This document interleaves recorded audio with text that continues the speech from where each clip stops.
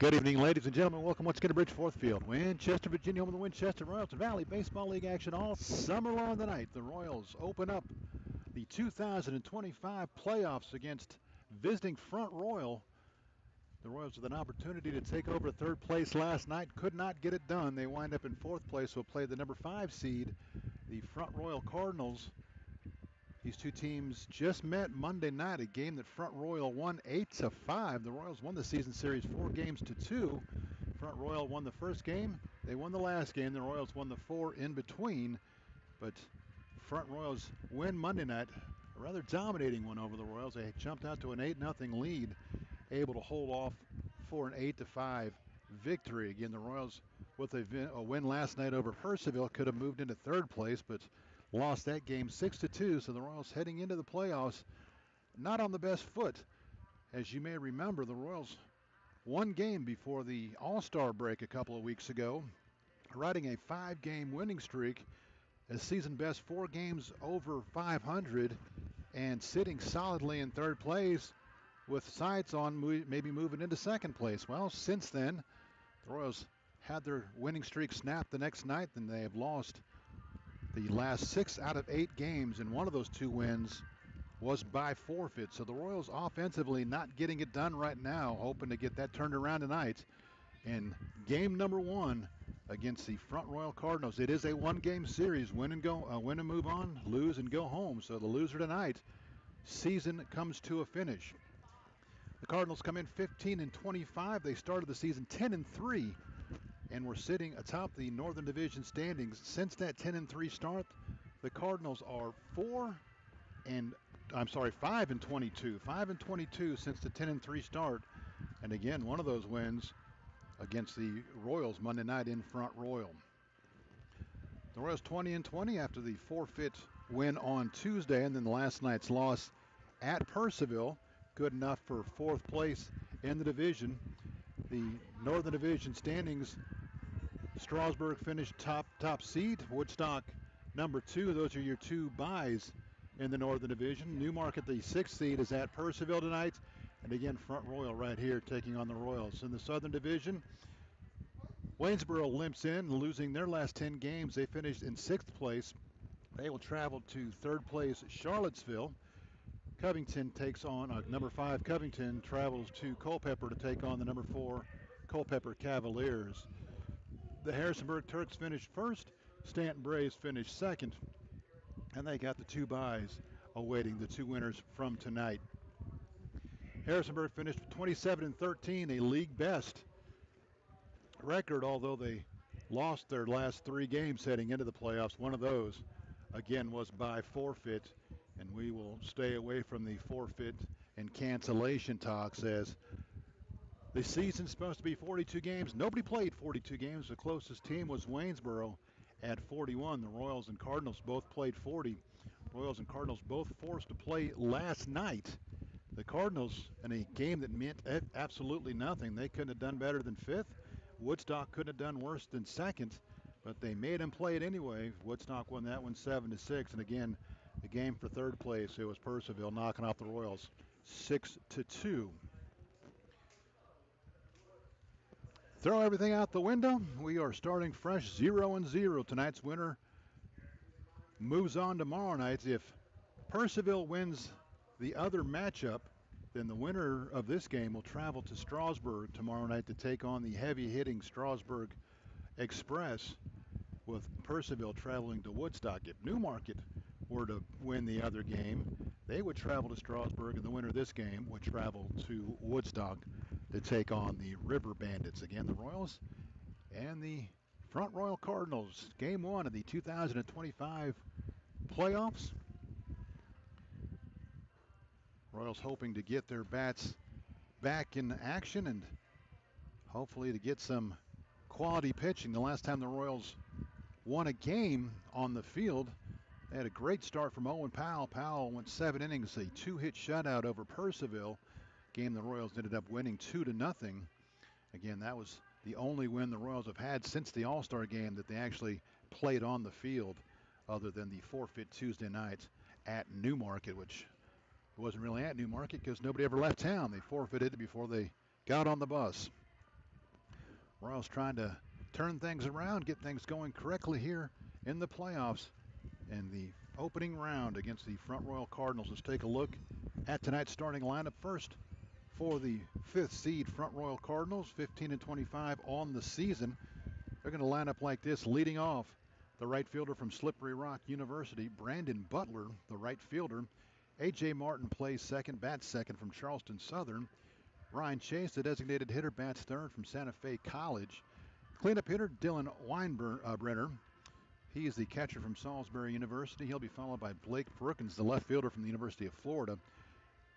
Gabe Malera bats sixth. He plays third. He'll be followed by Aiden McNeely, the first baseman from Marist College.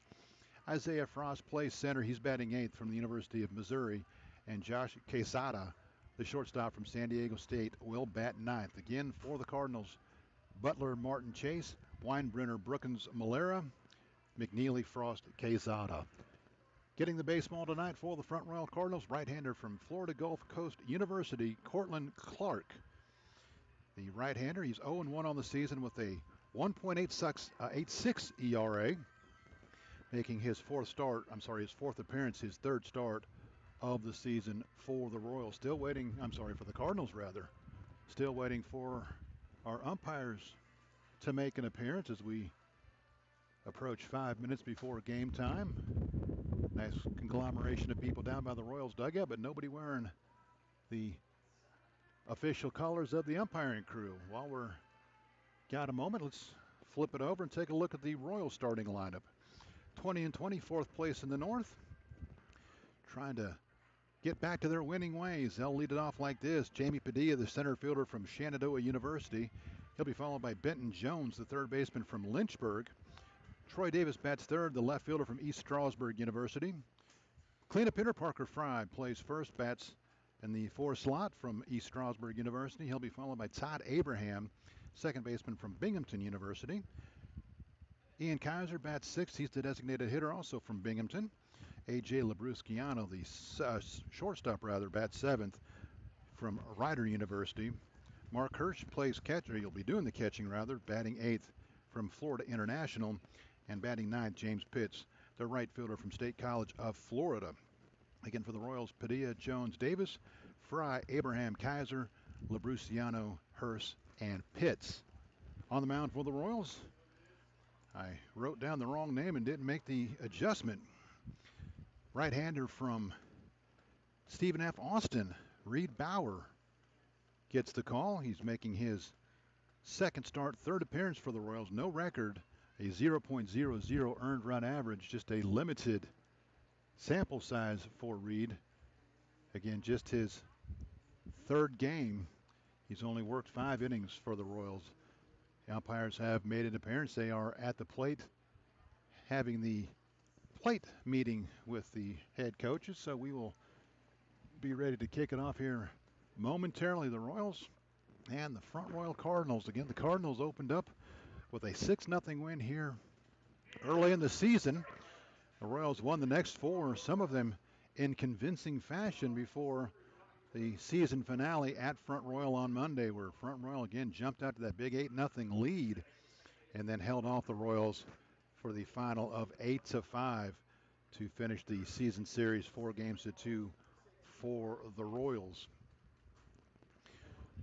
The Royals on the season, the two teams below them in the standings, they've finished 8-4 against Newmarket and Front Royal, but those 8-4, 2 of those were the last 2 games against both those teams. A loss here 8-3 on Sunday to Newmarket, then the matchup at Front Royal on Monday where they lost 8-5. So the Royals again limping into the playoffs, hoping for a nice performance from Bauer on the mound and then get the offense turned around before heading on the road for game number 2 tomorrow. Again, loser is done.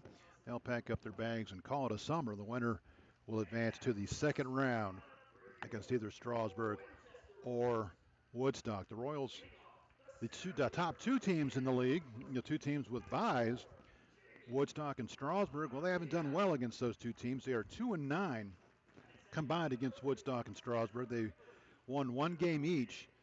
They are 1-4 against Woodstock, 1-5 against Strasburg. The one game against Woodstock last Friday was rained out in a monsoon down in Shenandoah County, and that was not rescheduled. So the Royals, of their 42 games, did not play 2 of them.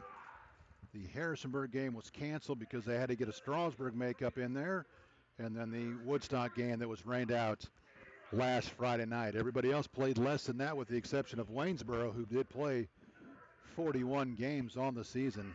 Again, both these teams forced to play last night while everybody else got to hang out and rest, and with the exception of Purcellville, who also had to play last night. But Woodstock, they get the benefit of the night off with the first round bye.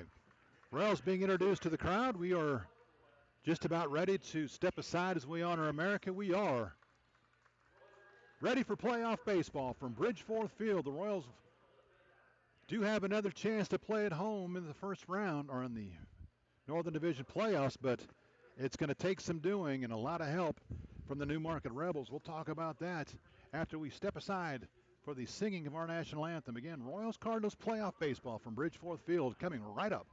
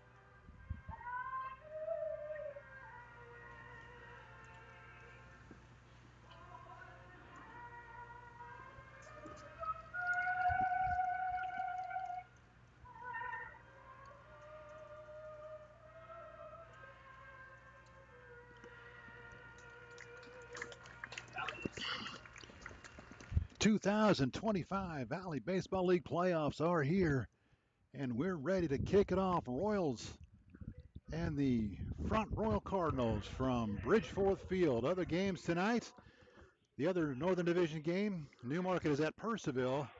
Your Southern Division games, Covington at Culpeper, Waynesboro at Charlottesville. The winners will advance tomorrow to take on the 1 and 2 seeds in their respective divisions.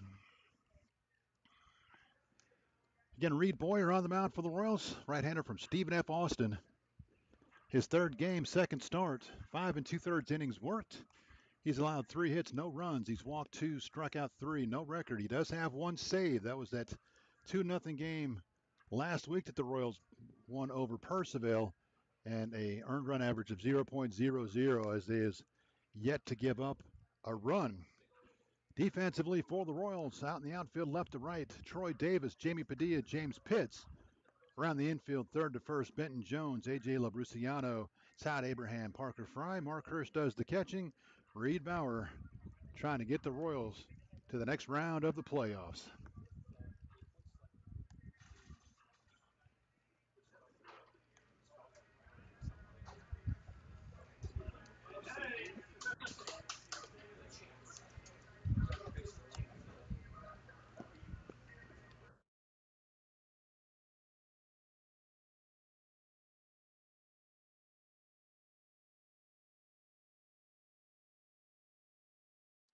Throw down to second. We're ready to go. Leading it off for the Cardinals, the right fielder from Slippery Rock University, Brandon Butler.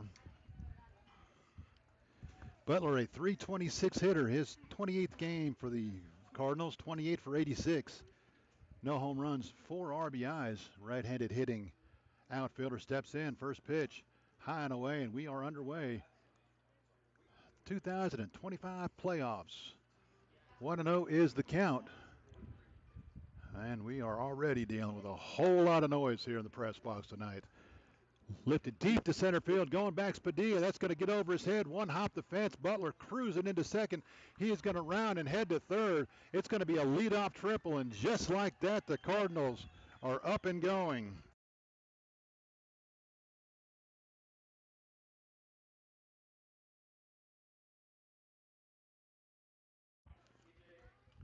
Butler got all of that. Padilla back as far as he could go, but couldn't catch up to it. For Butler, his first triple of the season. He'll bring up A.J. Martin, second baseman from Charleston Southern, a 400 hitter, just his second game, 2 for 5. No home runs, 1 RBI, chance to get the Cardinals on the board here in the early going. Not what the Royals were looking for. That ball's ripped toward left. It's going to get down. It's going to be foul. Martin made a bid for extra bases and a front Royal lead here in the early going, but just hooked it foul. Hoyer needs a big strikeout here, or maybe a pop up in the infielder.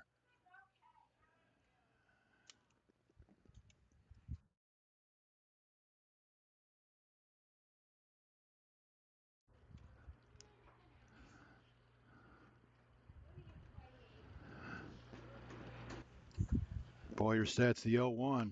Lifted toward right field. Pitch is coming on. Going back is Abraham. Abraham can't make the catch.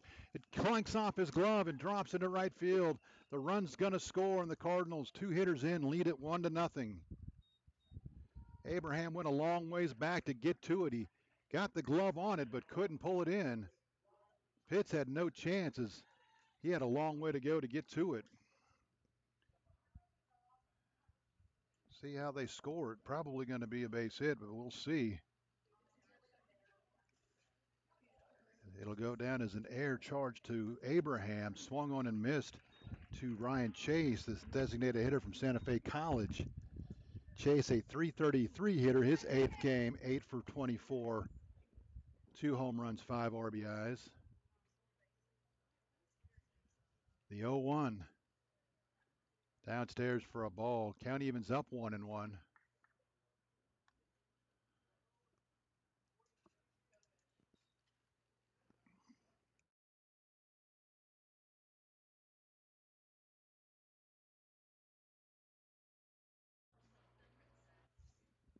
The 1-1. Popped up. Pitch coming in on it. He's coming in hard. He will get underneath of it, make the catch for the first out here in the inning. So Chase flies out to right. Martin will hold it first. That'll bring up Dylan Weinbrenner, the catcher from Salisbury University, cleanup hitter. Weinbrenner, a .298 hitter, his 16th game, 17 for 57. 1 home run, 11 RBIs, right-handed hitting catcher. First pitch, foul tipped to the backstop, 0-1.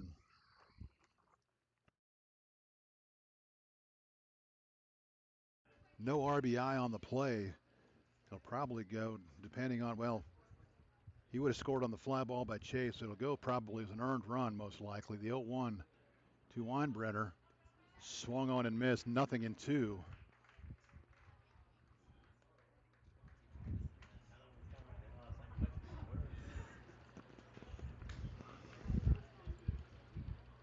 No balls, 2 strikes, 1 out.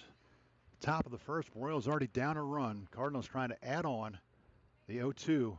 Swung on and missed. Chased a ball up in his eyes. Weinbrenner down on strikes. Second out here in the inning. And now Boyer a chance to get out of it with limited damage. Blake Brookins, the hitter, the left fielder from the University of Florida.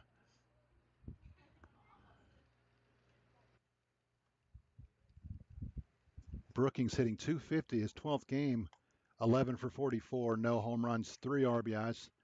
Quickly behind in the count, 0-1 as that one's in there. Left-handed hitting outfielder. The 0-1, that's a high and away. Count evens 1-1.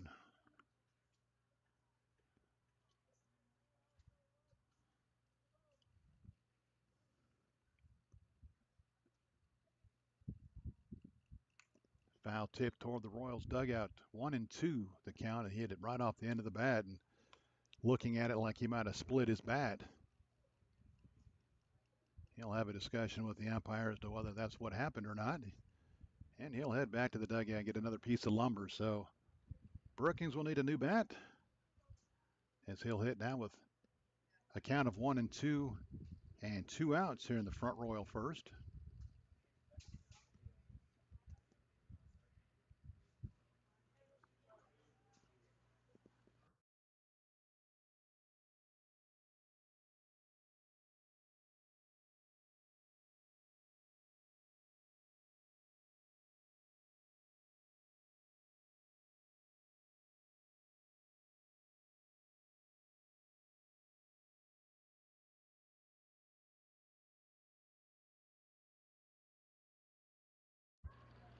Brookings with the new bat. He stands in. 1-2 the count. Boyer sets. He'll check the runner at first. The 1-2. He's off with the pitch. Grounded toward the hole. Abraham over. Will make the play. Throw on to first just in time to get him at first. The Cardinals and the fans on that side of the field don't agree, but it is bang bang at first. Brookings thrown out 4-3. 2 in the inning. Abraham went a long way to get that one. Was able to just get Brookings at first. For the Cardinals, a run on a hit. There was an error and a runner left. Your score after a half an inning. Front Royal 1, Winchester coming to bat. You're listening to the Winchester Royals in Valley Baseball League action.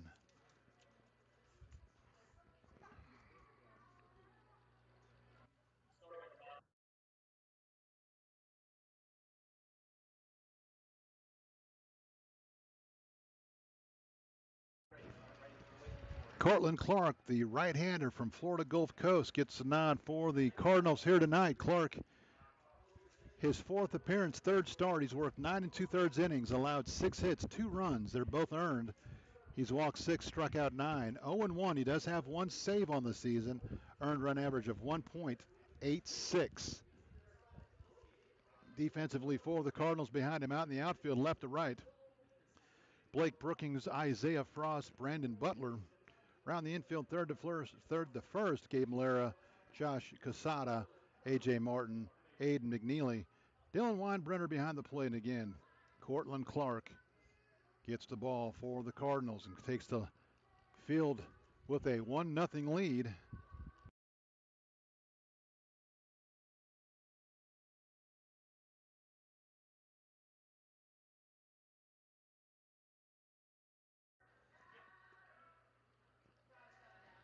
Clark finishing up his warm-up tosses before we get going here in the bottom half of the first. And it looks like Mr. Clark is wearing spikes, and the Royals going to make him go change his shoes. So we're going to have a shoe delay. We call it the spike delay. And the Cardinals, of all teams, should know you can't come over here and wear spikes.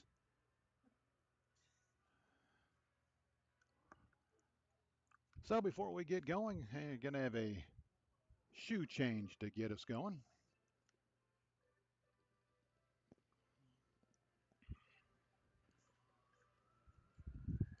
Cardinals on top quickly with a 1-0 of a leadoff triple and a dropped flare out to right field. Everybody else just underway, no score at any of the other ball games. As we wait for Clark to get his shoes changed.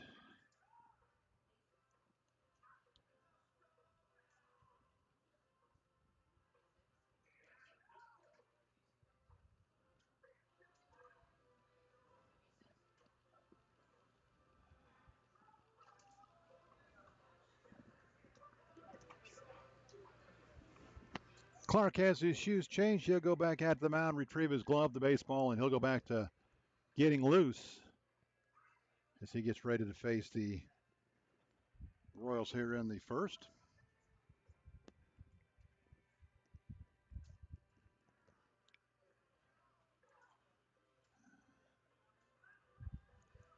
This Royals offense that was putting up big numbers, double-digit runs early in the season has quieted down quite a bit over the last couple of weeks.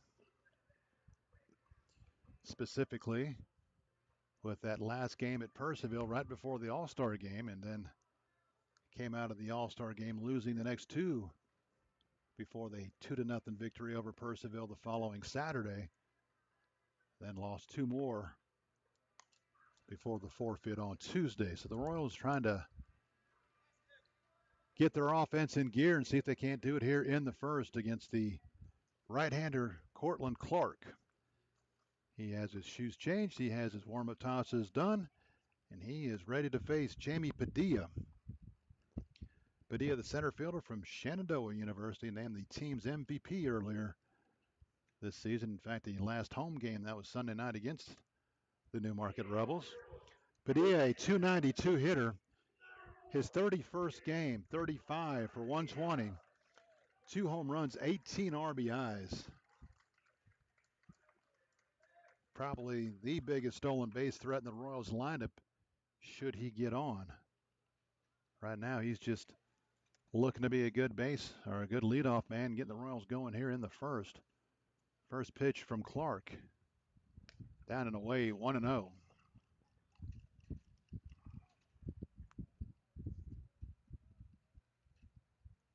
Padilla has walked 15 times on the season. The 1-0 to Jamie. That drops in there for a strike count. Evens up 1-1. Couple of breaking balls to start off the Royals center fielder.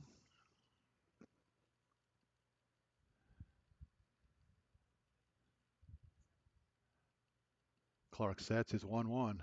Line toward left center field. It's going to right to the center fielder, Isaiah Frost. Padilla looked like he got himself a base hit, but Frost able to take a couple steps to his right and make the catch. So Padilla hit it hard, but he is out number one here in the first, and I'll bring up Ben Jones. Jones, the third baseman from Lynchburg University, a .364 hitter, high for the Royals, although he's only playing his 11th game, 12 for 33. No home runs, 6 RBIs, left-handed hitting third baseman. First pitch tapped toward the front Royal dugout. 0-1 the count.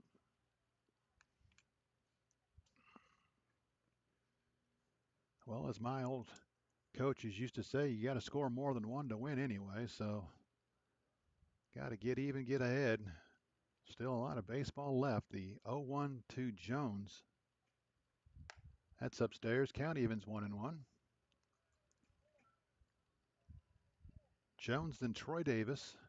Anybody reaches. Parker Fry hitting in the cleanup spot. The 1-1 to Jones. Foul back. 1-2.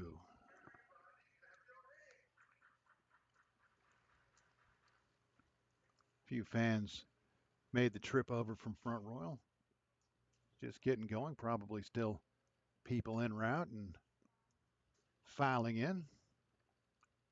Clark has his sign. He'll set the 1-2 to Jones.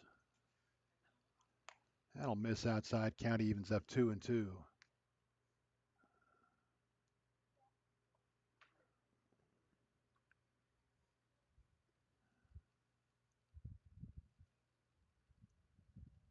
Clark's 2-2.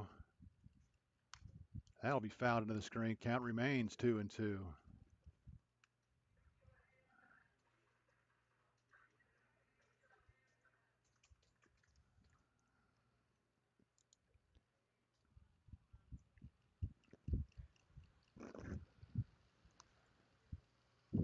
Clark's 2-2 delivery. Downstairs for a ball. Count runs full, 3-2. And now we have an issue with the catching glove. Weinbrenner's glove breaks. Cardinals having all kinds of equipment issues here in the early going.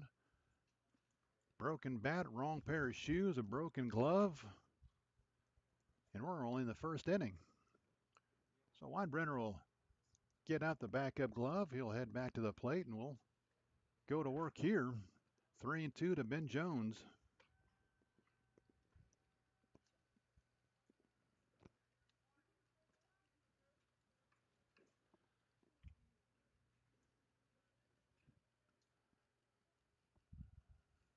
Clark, big deep breath. He's ready to go. 3-2.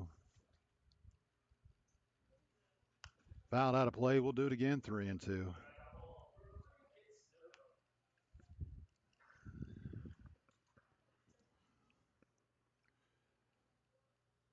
So Clark's going to have to come up with another payoff pitch here. 3-2.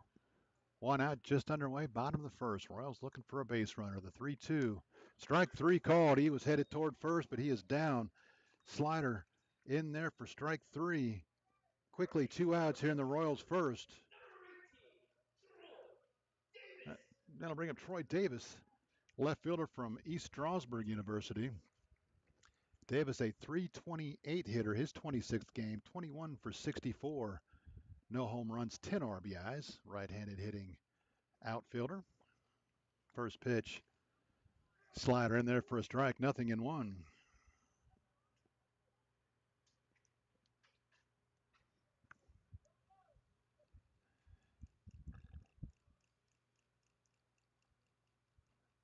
The 0-1. That'll miss outside. Count evens up 1-1. Royals looking for their first base runner here in the first. Cardinals got a couple. They got a leadoff triple, and they cashed it in. Take a 1-0 lead here. That'll hit him in the helmet, so Davis is going to trot down to first after a breaking ball slipped out of his hands and gets Davis in the helmet. So the Royals indeed get their first base runner of the game. They bring up Parker Fry. Fry leads the Royals in RBIs. He's top 5 in the league with RBIs with his 27. He's a .298 hitter. His 30th game, 31 for 104. 2 home runs, again, 27 RBIs. Takes a pitch in there for a strike. 0-1.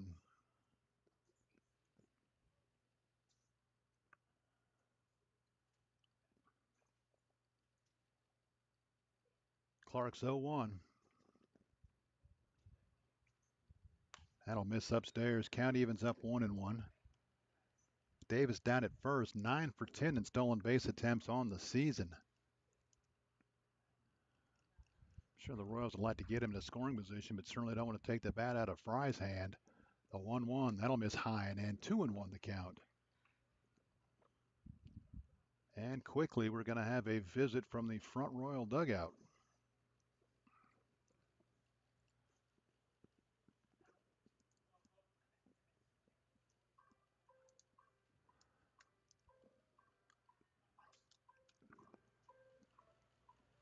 One nothing. We're in the bottom of the first. The Cardinals got a quick run in the first. Royals just now got their first base runner.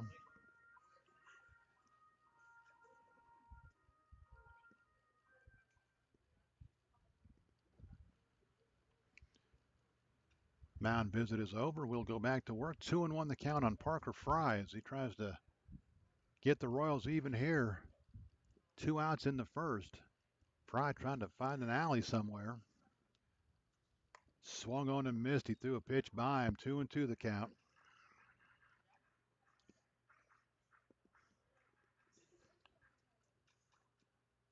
Two balls, 2 strikes, 2 outs. Bottom of the first. Clark checks the runner, his 2-2. That'll miss inside. Davis off of the pitch, and nobody in front Royal paying any attention to Troy Davis, and he steals it without Weinbrenner even really knowing what was going on. Give him his 10th stolen base of the season, and now he is in scoring position for Fry, who's run the count full. A base hit here gets the Royals even. Clark sets. He'll take a look at the runner. The 3-2. Lifted toward left. Coming in hard is Brookins, and he will make the sliding catch in left field to save the run. Blake Brookins came in, made the sliding effort, and was able to glove it to keep the Royals off the board. So Fry will line out to left to end the inning for the Royals. No runs, no hits, no errors. They leave a runner on. Your score after 1. Front Royal 1, Winchester nothing. You're listening to the Winchester Royals and Valley Baseball League action.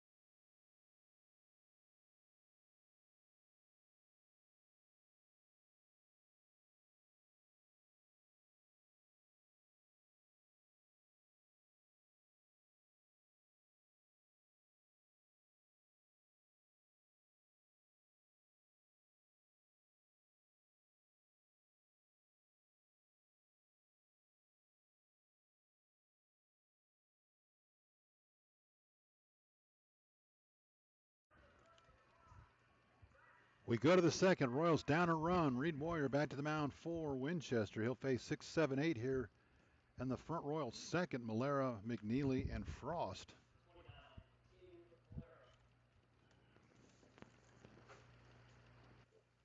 Malera playing third for the Cardinals tonight. A 283 hitter, his 15th game, 17 for 60. 1 home run, 4 RBIs. First pitch in there for a strike. 0-1. Boyer quickly ahead in the count.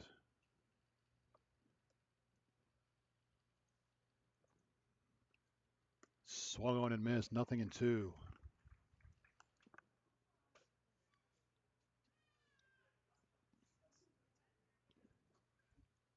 Boyer sets his 0-2. That'll high and away. 1-2 the count.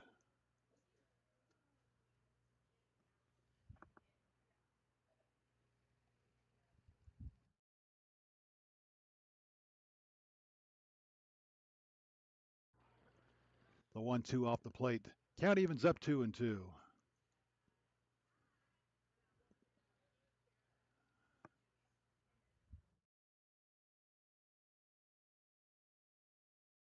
The 2-2 fly popped it up, but it's going to be out of play. Fry will take a look at it, but it'll be well out of play behind the front Royal dugout. Count remains 2-2. Cardinals got 1 hit. They cashed it in. They lead it 1-0. We're in the top of the second. The 2-2 upstairs. Count runs full 3-2.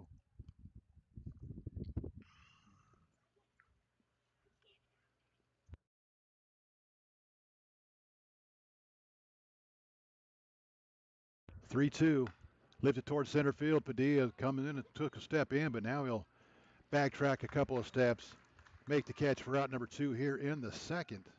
Let's try that again. Out number 1 here in the second. That'll bring up Aiden McNeely. McNally rather, the first baseman from Marist College. McNally.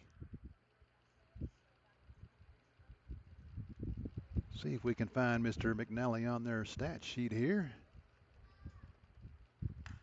First pitch swinging. He'll run it up the alley. It's going to get over Padilla's head, and McNally's rounding second, and he's heading to third. It's going to be the second triple of the game for the Front Royal Cardinals. Aiden McNally got into one. That's going to be his first triple of the season, a 214 hitter. Padilla came over in the alley, and it just got over his head, and now the Cardinals have another runner at third with just 1 out for Isaiah Frost. Now you're really looking for a strikeout here. And I don't know what the Royals are questioning here.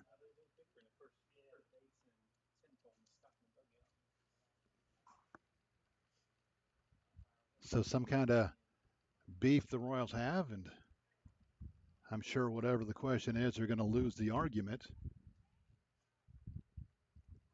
Isaiah Frost is a 205 hitter. It's his 28th game, 18 for 88. He does have 2 home runs, 13 RBIs, looking to cash in number 14 here and give the Cardinals an early 2-0 lead. Obviously, just the second inning, the Royals will not bring the infield in. Swung on and missed. Now, if they go 0-2 on Frost, they might bring him in and try to cut that runner off, but early in the count. Now they're going to bring him in. Royals going to try to cut the runner off the plate. The 0-1 in there for a strike, 0-2. Frost thought that was upstairs. Quickly 0-2, and if Boyer can get a strikeout here, that'll go a long way in boosting the morale of this Royals team in the earlies. The 0-2 off the plate, 1-2. Hirsch behind the plate's got to be a wall. Nothing can get behind him here. Royals infield is in. The 1-2. Check swing. Did he go too far? They're going to ask for help down the line. Nope. The home plate umpire is not going to give him the benefit of asking for help. So the count evens up 2-2. I think Hirsch wanted the appeal, but the home plate umpire said nope. Ball 2. The 2-2. That'll miss down and in. Count runs full. Now 3-2.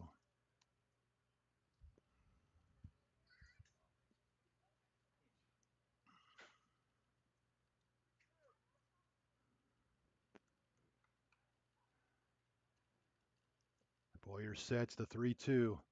Misses outside. He lost him after going 0-2. He threw 4 straight out of the zone, and Frost will draw the walk.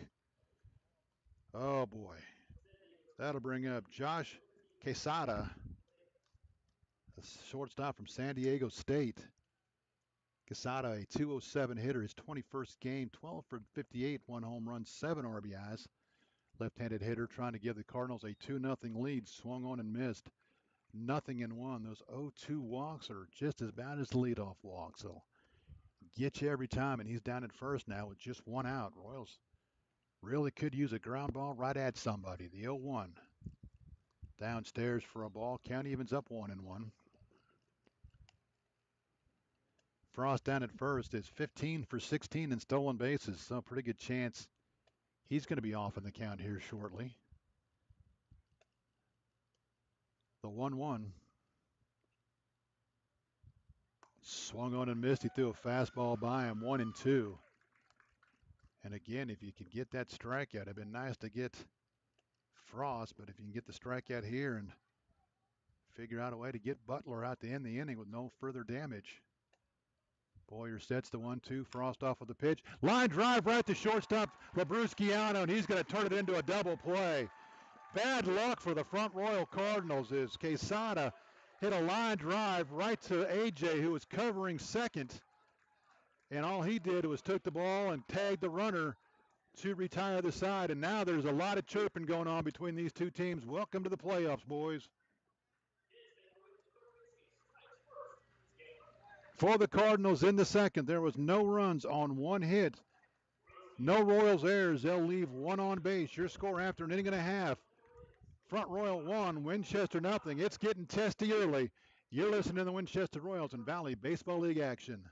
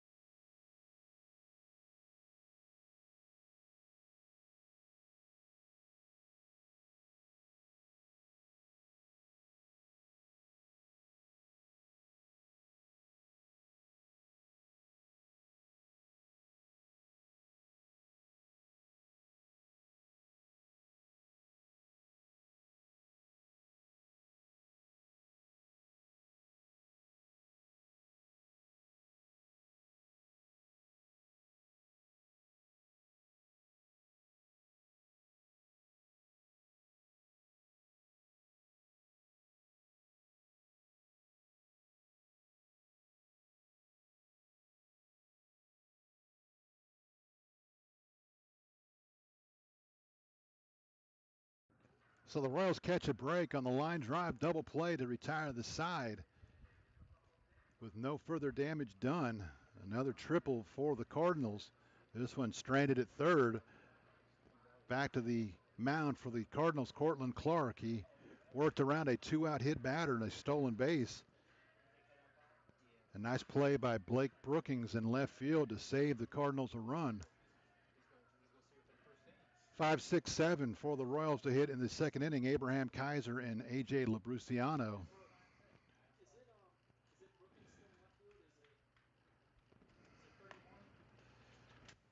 Abraham, the second baseman from Binghamton, will lead it off. Abraham, a 277 hitter, his 35th game.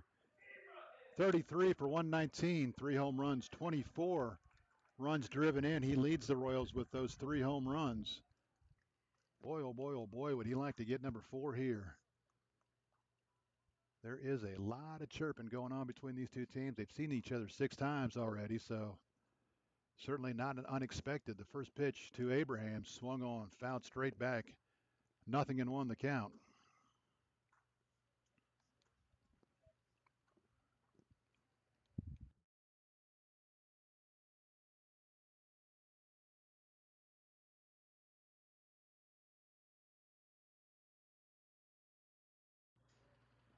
The 0-1. High and tight. Count evens up 1-1. Ball and a strike. Nobody out. Royals batting in the bottom half of the second inning. Down a run. They've only had the 1 base runner. First pitch Popped it up toward right field. Coming on is Butler, and he will track it down and make the catch for out number one here in the Royals' second. Lazy fly ball to right brings up Ian Kaiser. Kaiser, the designated hitter, also from Binghamton University. A 260 hitter, his 18th game, 13 for 50. 1 home run, 7 RBIs.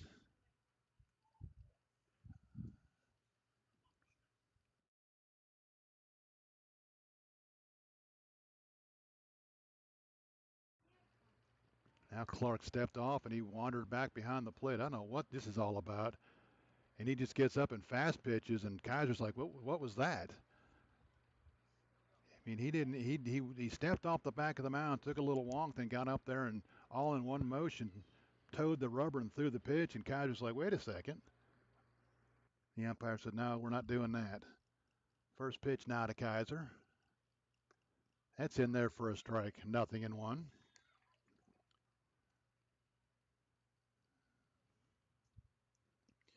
Cardinals have 2 hits. They're both triples. The 0-1 to Kaiser. Slider in there for a strike. 0-2.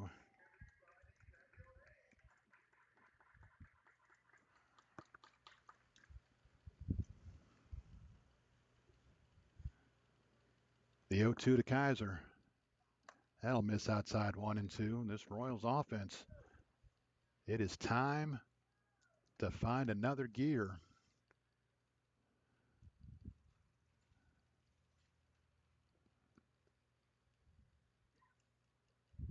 Clark's 1-2. That's high and tight. Count evens up 2-2.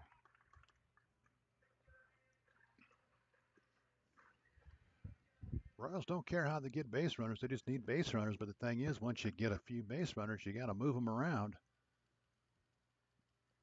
The 2-2 to Kaiser. Fisted toward right field, but it's going to be right to A.J. Martin, who will range back and make the catch in shallow right field for out number 2. Got in on his hands, and Kaiser fists it to second base. 2 outs for the Royal shortstop, A.J. Labrusciano, the shortstop from Rider University.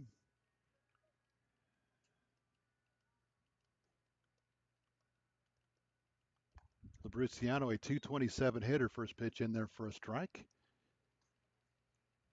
His 24th game, 15 for 66, no home runs, 8 RBIs. The 0-1 to A.J. Slider down and away. Count evens 1-1.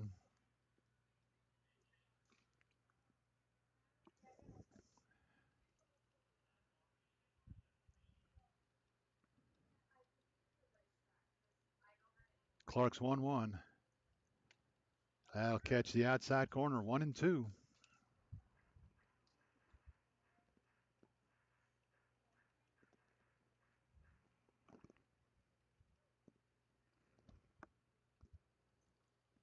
Ball and 2 strikes.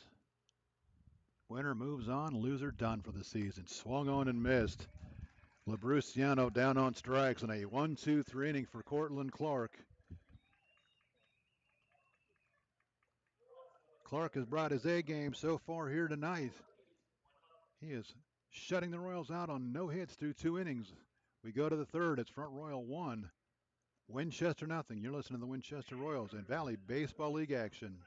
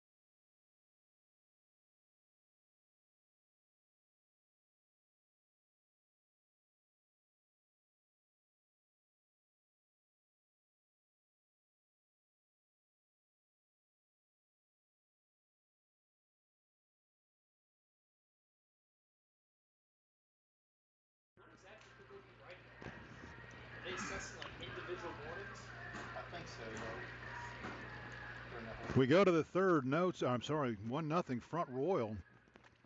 More discussion between the coaches and the umpires.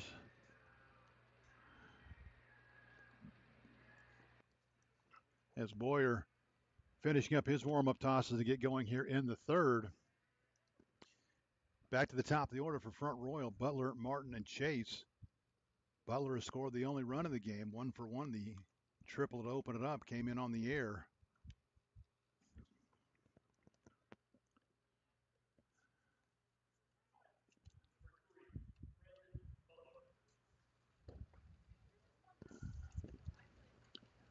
Don't know a lot about Slippery Rock University, but we'll assume they wear green as Butler stands in with a green helmet. Boyer's first pitch to Butler. Slider down and away, kicks away all the way to the backstop. 1-0 the count.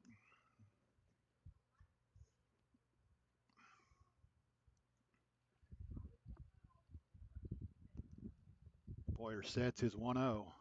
Popped it up in the infield. Should be easy for somebody. Boyer's pointing it out. Fry calls everybody off, and Fry will make the catch in between first and second for the first out here in the third inning. A.J. Martin 0-for-1. He reached on the air, charged to Abraham that scored the run.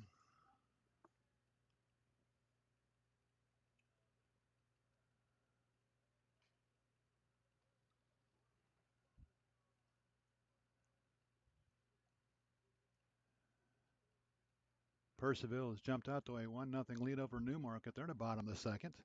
Swung on and missed. 0-1. Culpeper leads Covington 1-0. They're in the bottom of the second. Charlottesville leads Waynesboro 2-0. They're in the bottom of the third. All the home teams winning except for here. The 0-1. Line towards center field. Padilla going back. Still going back. He's going to finally get back and make the catch.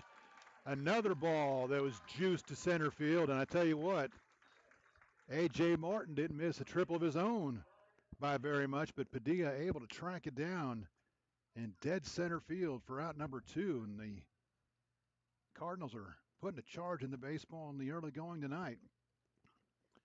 Brian Chase stands in. He's 0-for-1. He flew to right his first time.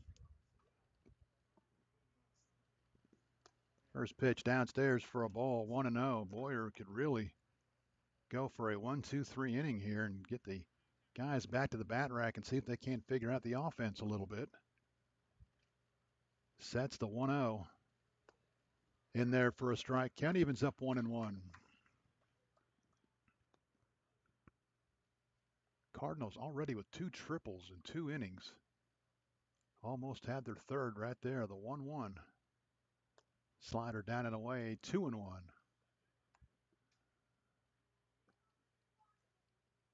Padilla's definitely got his exercise in out in the outfield so far tonight.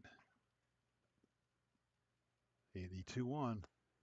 In there for a strike. Count evens up 2-2.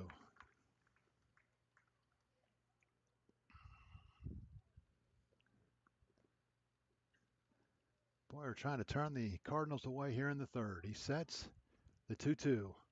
Check swing. He missed high and in, and he says he did not go. 3-2 the count. Didn't look like to me that he went.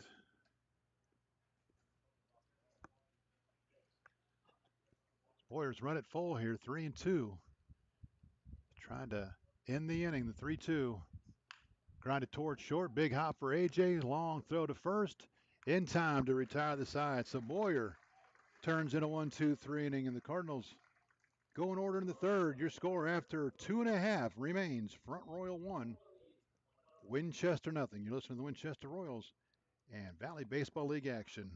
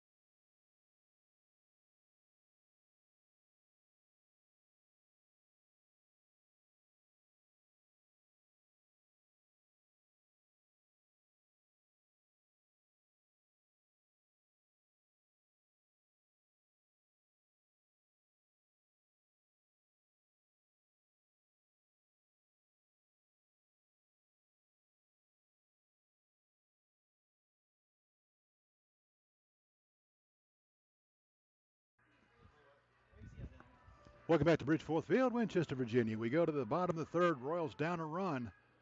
Cortland Clark back to the mound. He's allowed just one base runner through 2 innings. He'll face 8-9-1. Hirsch, Pitts, and back to the top of the order for Padilla in the third.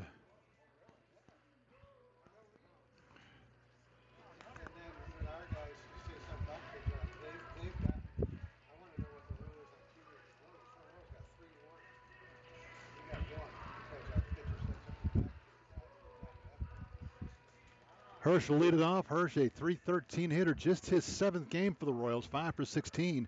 He does have a home run, 4 RBIs, as he looks to get the Royals going here in the 3rd inning.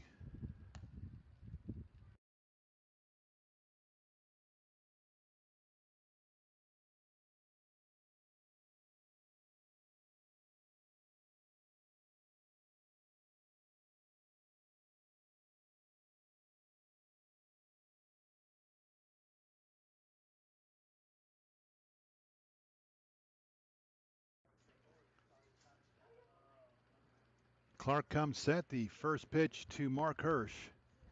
Slider down and away, 1-0. Royals just one base runner through 2 innings, a 2-out hit by pitch, Troy Davis. That's been the extent of the Royals offense so far. Clark's 1-0 to Hirsch. Popped it up. Should be easy. Martin coming over. McNeely coming over, and Martin will make the catch. So quickly one out in the Royals' third as Hirsch pops to second. That'll bring up James Pitts. Pitts still looking for his first hit as a Royal.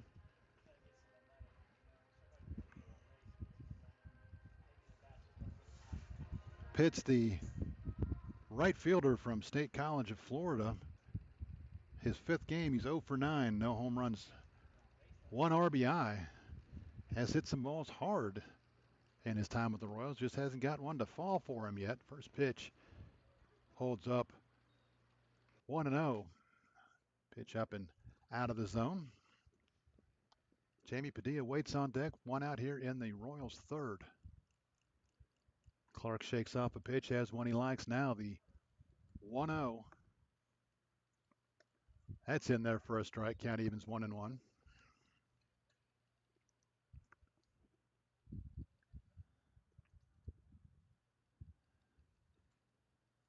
Clark working in a hurry with nobody on, the 1-1 to Pitts. That's outside, 2-1. A run, 2 hits for the Cardinals. No runs, no hits, 1 error for the Royals. Just getting going, bottom of the third. Win and move on, lose, season over. The 2-1 to Pitts. Fouled out of play, 2-2 the count.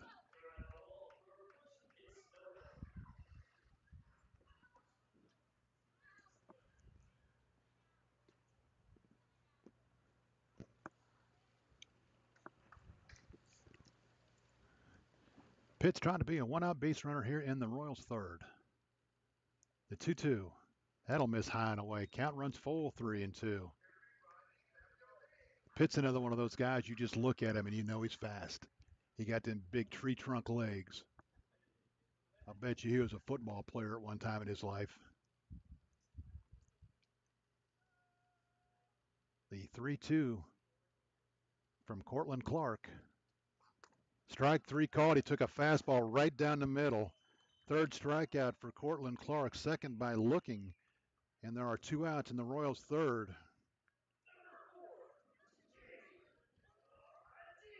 Padilla lined to center his first time. He's 0 for 1. Trying to get the Royals going with 2 outs here in the third.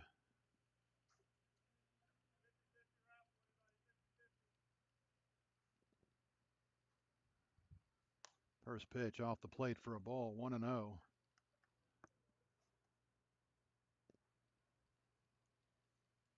Royals would like to see Padilla turn in one of those triples and maybe scamper around on a misplay out in the outfield. Play 1-0. That's high and tight, 2-0. You got to believe if Padilla does get on here with 2 outs, they'll put him in motion, see if they can't get him in scoring position for Jones. See if they can't make that first hit of the game costly for the Cardinals. Clark sets his 2-2. That's in there for a strike, 2-1.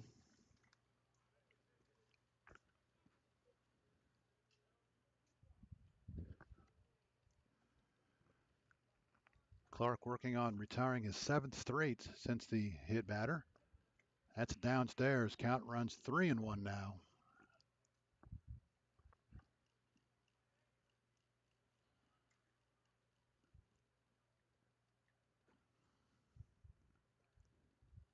Clark regroups, gets back up on the mound. He's ready to go now. His 3-1 delivery.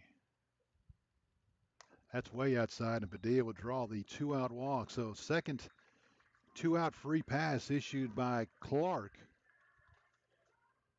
We'll see what the Royals do here with 2 outs and a runner at first. Jones 0 for 1. He struck out looking in the first.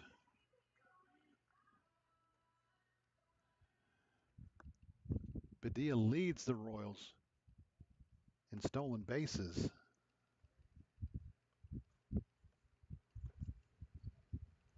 $13 for $15. First pitch in there for a strike, 0-1. Not going on the first pitch.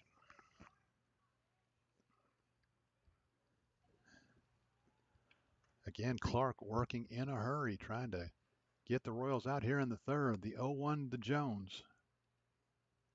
Runner off of the pitch. Throw down to second is going to be in time. Padilla thrown out 2-6. Padilla doesn't like the call. It was bang, bang, but nice throw by Weinbrenner. Retires the Royals here in the third.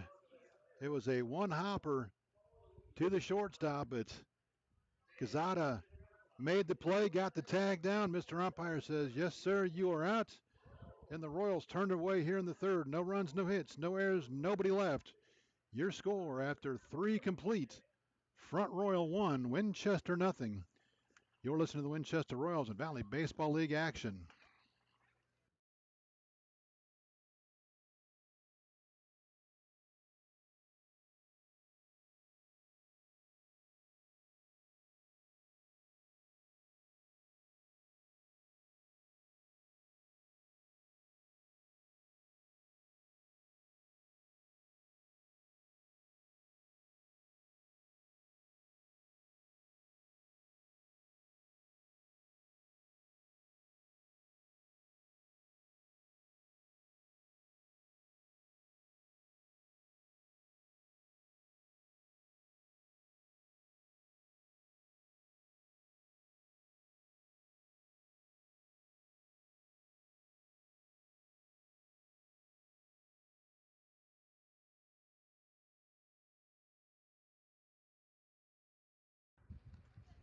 We go to the fourth. Cardinals lead at 1-0.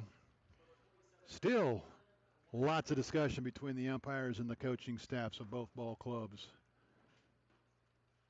It's still awful early in the day for fireworks.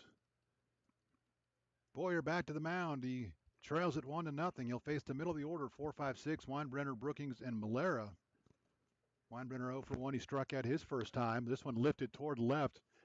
Troy Davis going back to the wall, to the fence, and he's going to watch it fly out of here. Dylan Weinbrenner, a solo home run over the scoreboard, has given the Cardinals a 2-0 lead here in the fourth inning.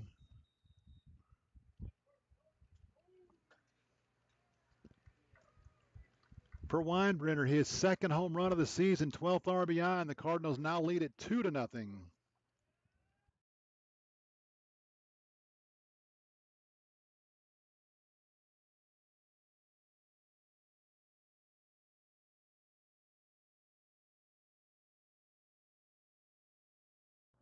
First pitch to Brookings, line down the left field line, foul.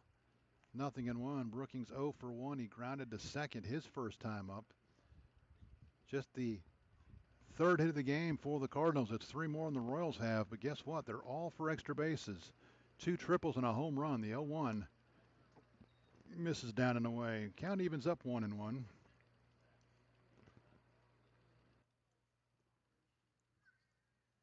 The 1-1, that's line toward left center, right center field, is going to drop for a base hit, rounding first, taking a big turn, but Padilla able to get it back in, and the Cardinals offense in gear here in the fourth. Already one on the board, and they have a runner at first with nobody out for Gabe Malera. Malera 0 for 1. He flew to center his first time up. See if the Cardinals are going to play for a run here, try to turn a big inning. He squares to bunt, takes a pitch in there for a strike, 0-1.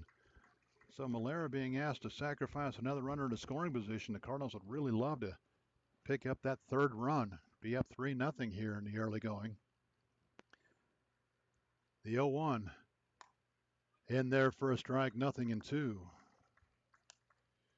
Big fly from Dylan Weinbrenner has made it 2-0 here in the top half of the fourth. The 0-2 fouled out of play. We'll do it again, 0-2. Out of town scores. Charlottesville all over Waynesboro. They're 6-0 the bottom of the third. Purcellville leads Newmarket 2-0 bottom of the third. And Covington has taken the lead over Culpeper. They're 3-1 top of the third. Ground ball to short, grounded by A.J. Labrusciano, and he's going to throw it away. He should have just ate it. It was going to be an infield hit. He tried to get the play at first. He throws it away, and the Royals are starting to fall apart here. It'll be an infield hit for Malera. A.J. made the diving stop, and he should have just ate it. Instead, he tried to force a play at first, threw it away. Brookings will go to third. Malera will go to second. And the Cardinals have two more in scoring position with nobody out here in the fourth. Already up 2-0. And McNeely, he tripled his first time up 1 for 1. Royals will bring the infield in, not wanting to get down any more than 2. In there for a strike. Count evens up 1-1. Fifth hit of the game for the Cardinals. Third this inning.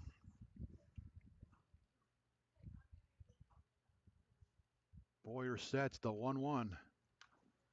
Fouled out of play. 1-2 the count. Boyer really needs a big strikeout here.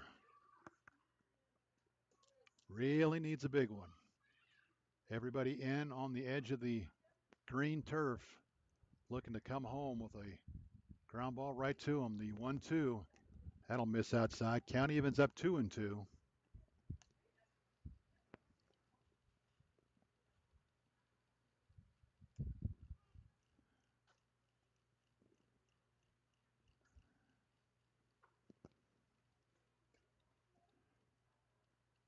The 2-2 swung on and missed. He got a big strikeout there as McNeely chases one down and away. First out of the inning. Still work to do as Isaiah Frost will step in. Frost walked his first time up, was at the back end, or was at the back end of the double play line drive to end the second inning. Boy, would the Royals like to get another one of those line drives right at somebody that they can turn into a double play. First pitch to Frost. Swung on and missed, 0-1. If Boyer could just get another big strikeout here, keep the Royals within shouting distance. Reed has his sign, the 0-1. Lined into right field for a base hit. He hung a breaking ball, 0-1, and Frost jumped all over it and ripped it into right field. Fourth hit of the inning, and the Cardinals are pouring it on here in the early going. It's 3-0.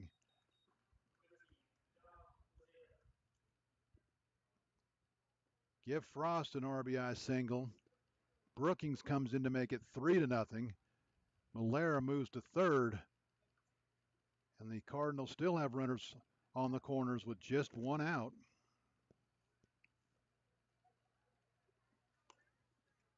For Josh Quezada, who lined out into that double play. He's 0 for 1. First pitch off the plate for a ball, 1-0.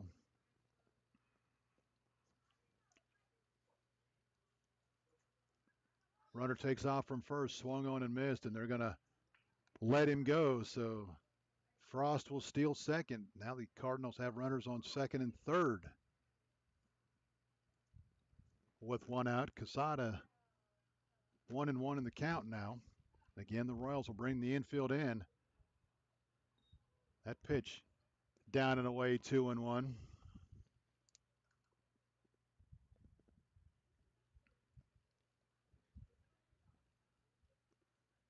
The 2-1 grounded sharply to Fry. He will run over and tag the bag. He had the runner hung up at second, but he's going to go over and take the sure out as Frost thought the runner was coming home and he took off for third. But Malera hung up at third. And there'll be 2 outs now for Butler, who's 1 for 2. He's tripled and scored a run. Takes a pitch inside for a ball. 1-0. Cardinals now lead it 3-0. They've out hit the Royals 6-0 here in the top half of the 4th inning. The 1-0 popped it up, but it's going to be out of play. Boyer needs to get Butler out any way he can without any more crossing the plate. A base hit here, and it's going to be a mammoth 5-0 lead for the Cardinals here in the 4th. That's in there for a strike. 1-2. I think Butler was kind of signaling to his buddies over in the dugout that that ball was up.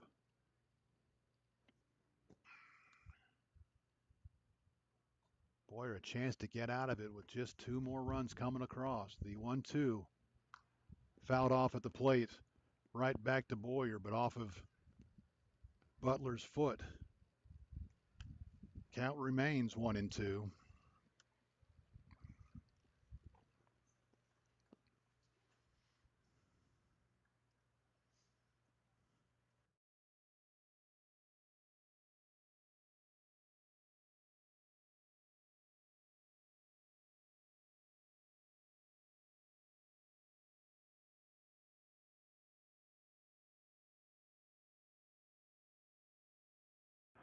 They're going to check on Butler and see if he's able to continue, as he fouled that off his foot and he's in quite a bit of pain and some discomfort.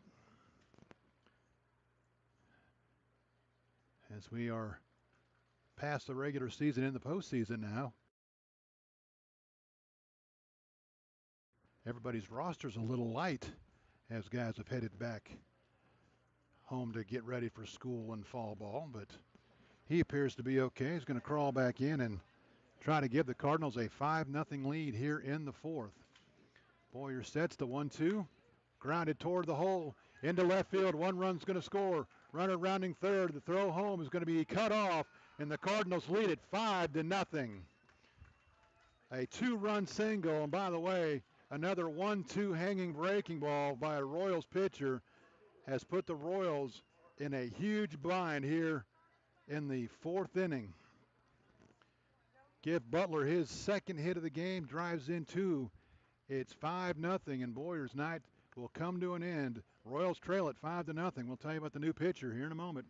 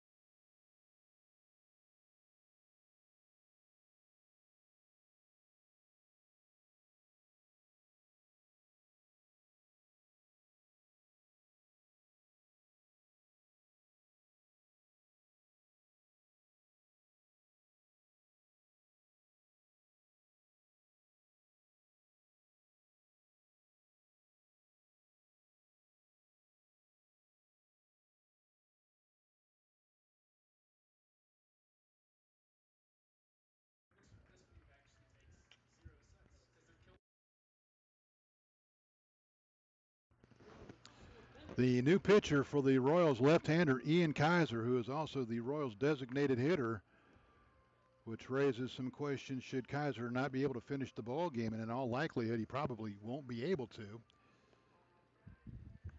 But we'll cross that bridge when we get there. Kaiser pitched in relief last night in Percival.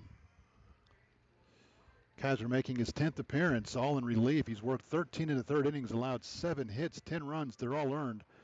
13 walks, 23 strikeouts. He's 2-2 on the season with a 6.75 earned run average. New Royals pitcher Ian Kaiser, the left-hander from Binghamton, takes over for Reed Boyer, who couldn't get out of the 4th inning. And I said from Binghamton, so I'm writing down Ian Binghamton instead of Ian Kaiser. Oh, boy. So the Royals have their work cut out for them already. Still not out of the 4th inning yet. A.J. Martin is 0 for 2. He's reached on an error and flown to center. A big 2-out, 2-run single from Brandon Butler has given the Cardinals a 5-0 lead here in the 4th inning. Kaiser trying to close down the floodgates here and get the Royals back to the bat rack. First pitch downstairs for a ball, 1-0. Cardinals have 5 runs on the board. The Royals have yet to tally a hit.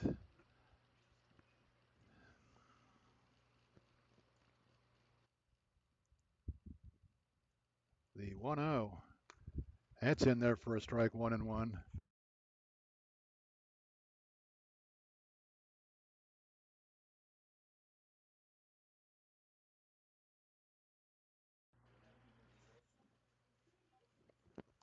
The 1-1. That's down and in, 2-1. Kaiser has 13 walks in 13 innings. Not a good ratio there, and certainly not something the Royals can afford to have happen tonight. The 2-1. Foul toward the backstop. Count evens up 2-2.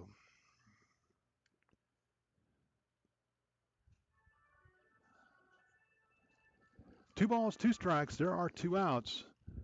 The Cardinals have already scored 4 times here in the inning to take a 5-0 lead over the homestanding Winchester Royals.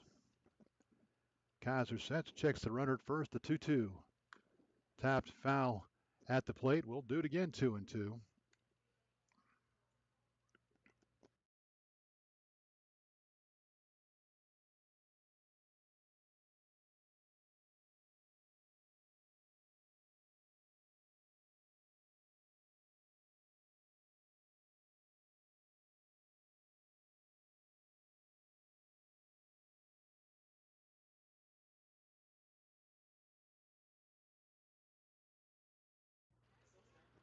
Kaiser's 2-2. Grounded sharply to short. Labrusciano up with it. He will flip to second, 2 in the inning, but a big one for the Front Royal Cardinals.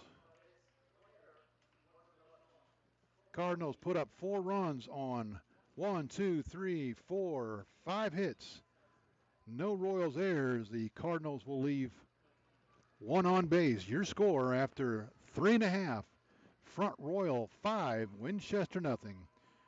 You're listening to the Winchester Royals and Valley Baseball League action.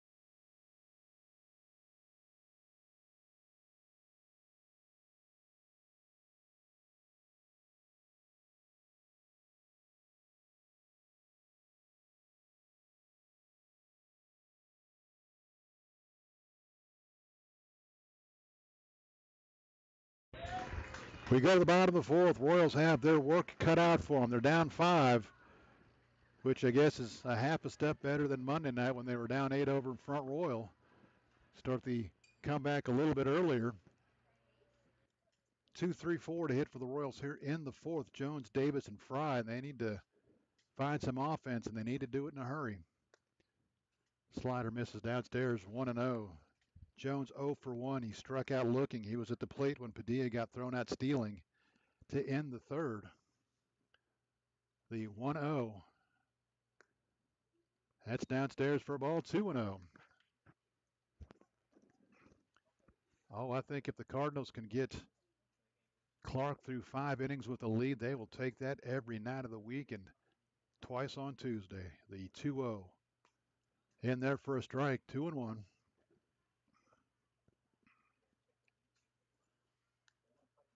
There is a whole bunch of guys down in the Front Royal bullpen doing a whole lot of nothing right now.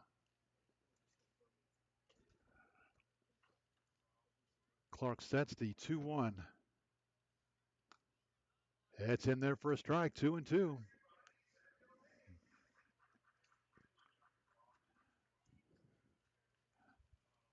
Royals just nothing going offensively right now. Jones trying to change that to 2-2. Strike 3 called. He's called looking again. Third called strike 3 on the Royals here tonight. And the Royals, I don't even know what to say. Troy Davis, one of the 2 base runners the Royals have had. He was hit by a pitch, stole second in the first. Royals still looking for a base hit. First pitch to Davis. That'll miss outside. Count 1-0.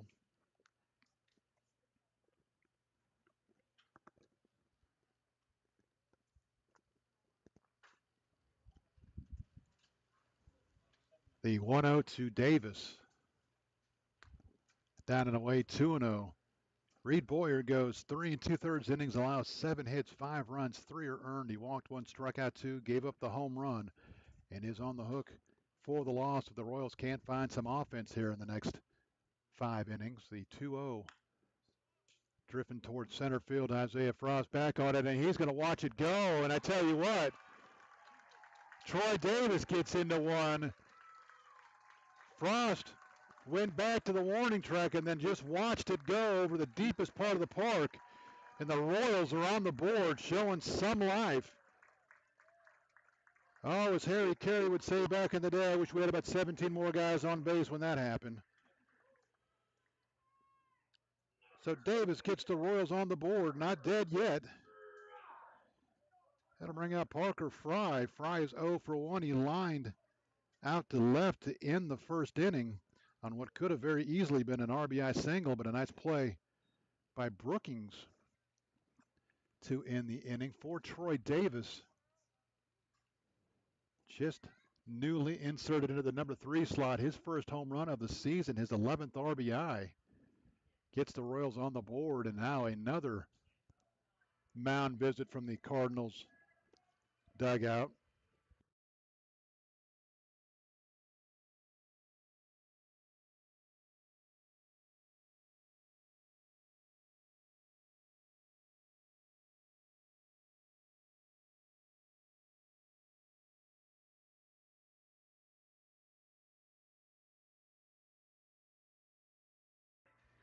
The mound visit is over.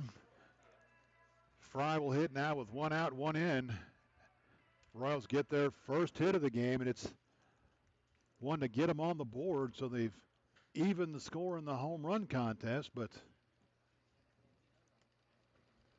they trail it where it really matters, 5-1. They've been out hit 7-1. Now Fry stands in a 1-0 pitch upcoming from Cortland Clark.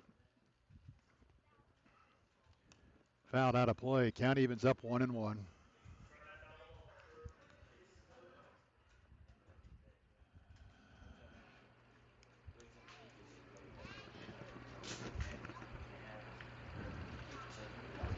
Purcellville's increased their lead 3-0 over Newmarket. Top of the 5th. That pitch in there for a strike. 1-2. Waynesboro's on the board. They're trailing Charlottesville 6-1. They're in the bottom of the 5th. And Covington has extended their lead over Culpeper 7-1 now in the bottom of the 4th. Did he go? They're going to say, yes, he did. Parker Fry down on strikes on the appeal down the third base line. So Fry strikes out. Second strikeout here in the inning. Second out of the inning. 1, 2, 3, 4. Fifth strikeout of the game for Cortland Clark. And that'll bring up Todd Abraham, who flew to right his first time. He's 0 for 1.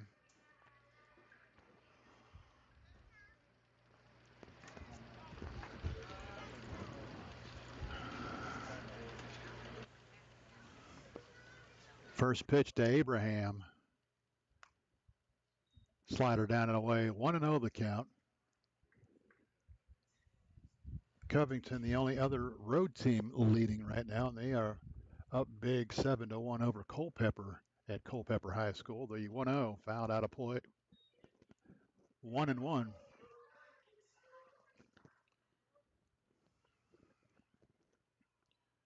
All those crooked numbers on the scoreboard will get you every time. The Royals are looking at a big 4 in the 4 spot. The 1-1 to Abraham. That'll miss up 2-1.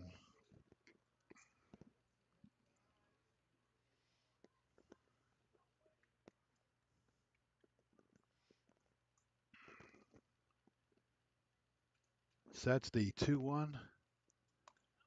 Drops it in there. Count evens up 2-2.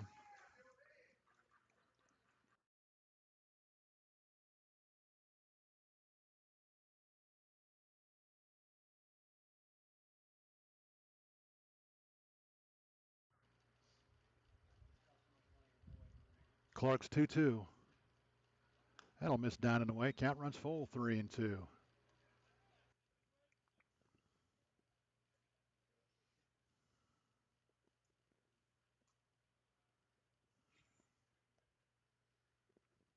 Abraham trying to be a 2-out base runner here in the Royals' 4th.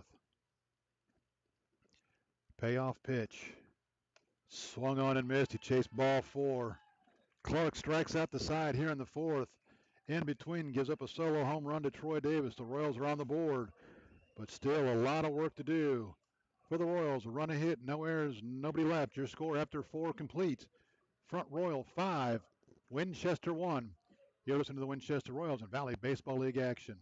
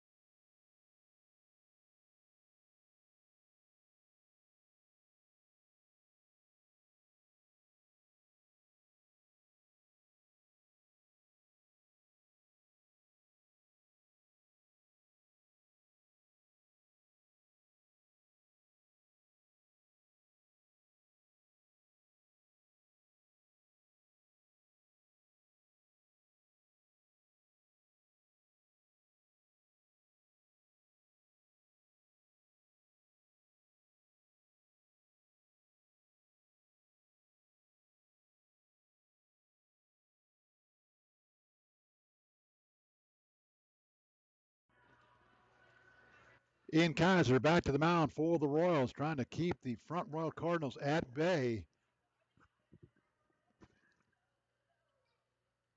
Cardinals have brought their swinging shoes tonight. 7 hits, 3 for extra bases. One of them left the ballpark. They lead this one 5-1 through 4.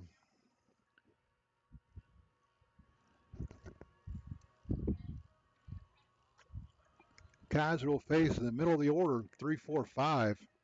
Chase, Weinbrenner, and Brookings for the Cardinals here in the 5th. As he tries to turn in a scoreless inning for the Royals. Winchester just won 1-2-3 inning through 4 innings, and that was in the 3rd. The Royals caught a break that they didn't give up any runs in the 2nd.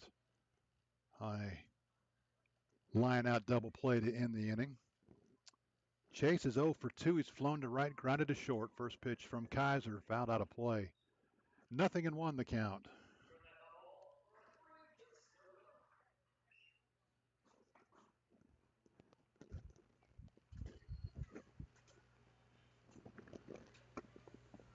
Kaiser sets his 0-1. That'll miss down and in. County evens up 1-1.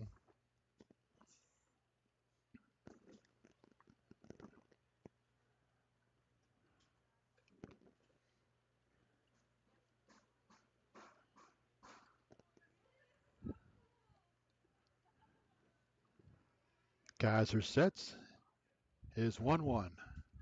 Downstairs for a ball, 2-1. Kaiser came on in relief last inning, retired the only hitter he faced. Trying to start off a clean inning for the Royals here. The 2-1. Drops the slider in there for a strike, 2-2.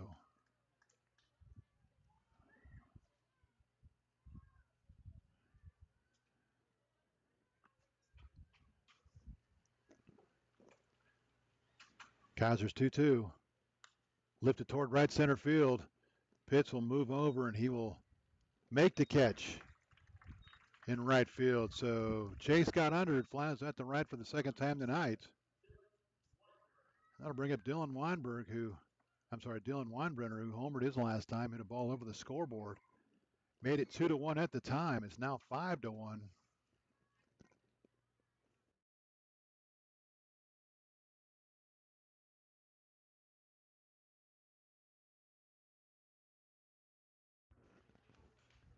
First pitch off the plate for a ball, 1-0. Kaiser sets the 1-0. That'll catch the corner. County evens 1-1. 5 runs, 7 hits, no errors for the Cardinals. A run, 1 hit, 2 errors for the Royals. The 1-1 from Kaiser. Tap foul down the third base side. 1-2 the count on Dylan Weinbrenner.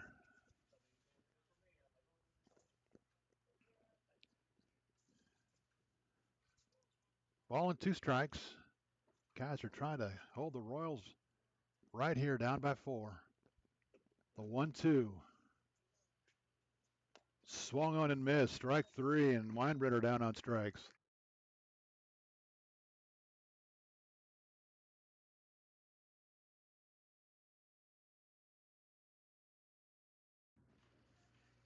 Quickly 2 outs here in the front Royal 4th. Just what the Royals needed, a quick inning.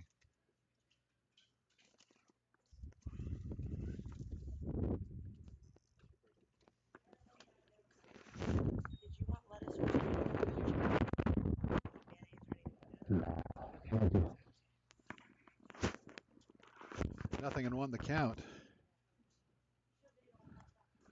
That'll miss outside. 1-1 the count now on Blake Brookings. He is 1 for 2. He singled and scored last inning. Also grounded out to second. That'll miss downstairs. 2-1 the count.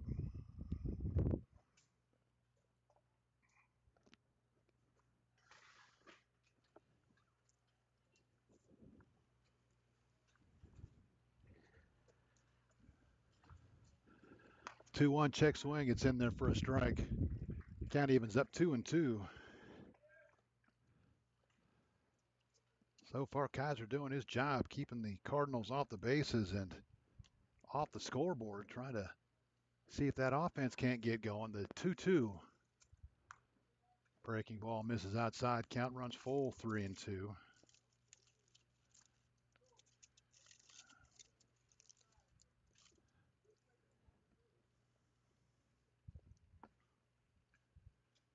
Still a long way to go. The 3-2 swung on and missed. Kaiser struck out Brookings, so a scoreless inning turned in by Ian Kaiser with a couple of strikeouts. Nothing doing for the Cardinals here in the 5th. Your score after 4.5. We're halfway home. It's Front Royal 5, Winchester 1. You're listening to the Winchester Royals and Valley Baseball League action.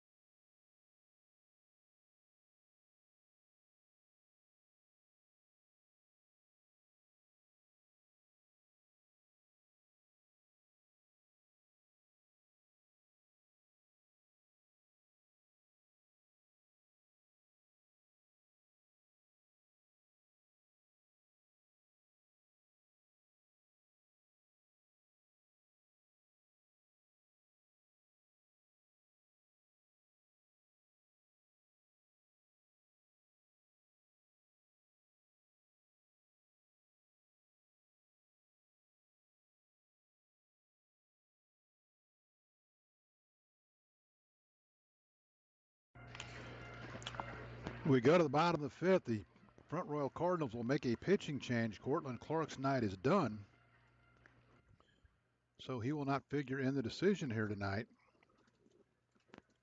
New pitcher for the Cardinals from Keystone College, Noah Parks, big right-hander, will take over for the Cardinals.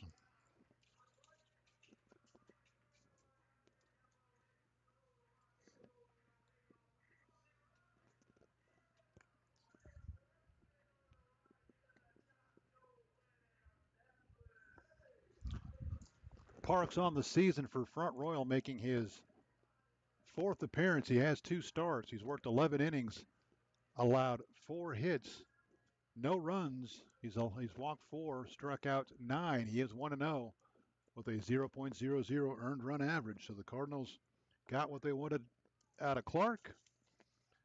They'll turn it over to Parks and see if he can't guide him to victory here tonight.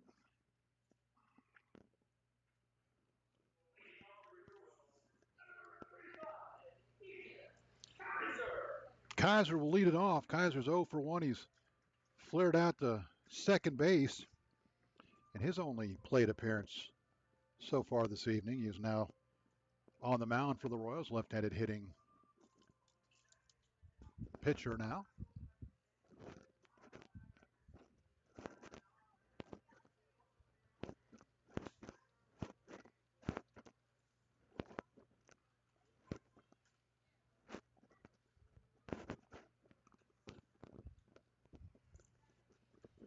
First pitch from Parks.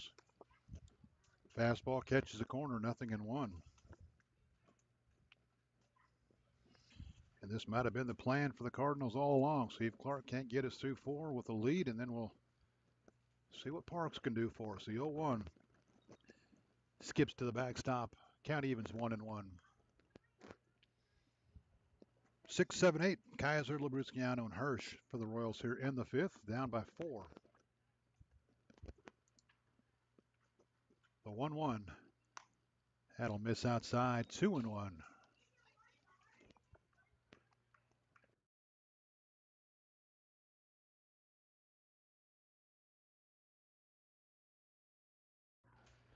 The set, the 2-1. Grounded foul. Down the first base side, he'll kick off the fence and roll into fair territory. One of the Cardinals will hop the fence and retrieve it so he can go back to playing. 2-2 the count on Ian Kaiser.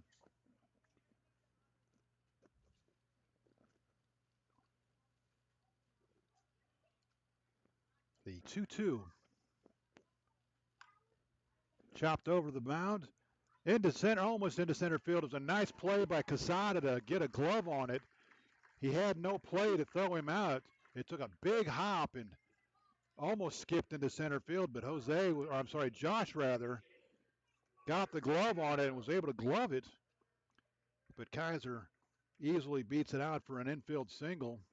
Just the second hit of the game for the Royals, and now they got something going here in the 5th. See if they can't get a bunch of guys on here at the bottom of the order and see if the top of the order can't drive some guys in. First pitch, AJ squares to bunt, pulls it back in there for a strike, 0-1. AJ 0 for 1. He struck out in the in the second, his first time up.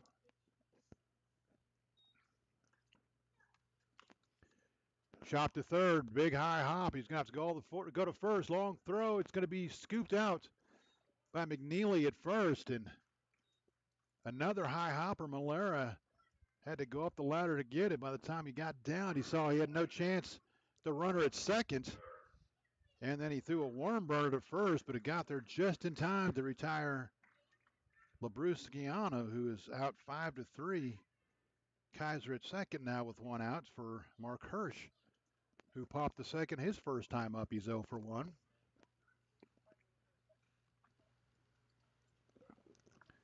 First pitch from Parks, tapped down the third base side, foul. 0-1.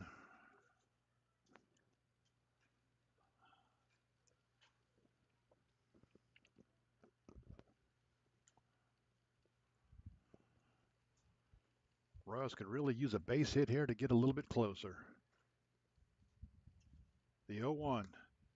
Downstairs for a ball. Count evens up 1-1.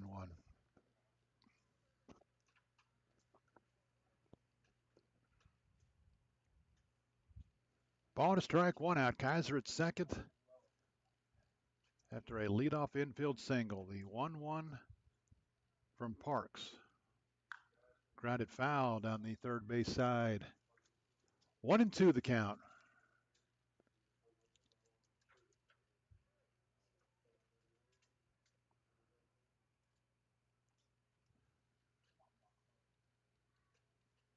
One ball, 2 strikes on the Royals catcher. Parks sets the 1-2. Throw to second, back in time is Kaiser.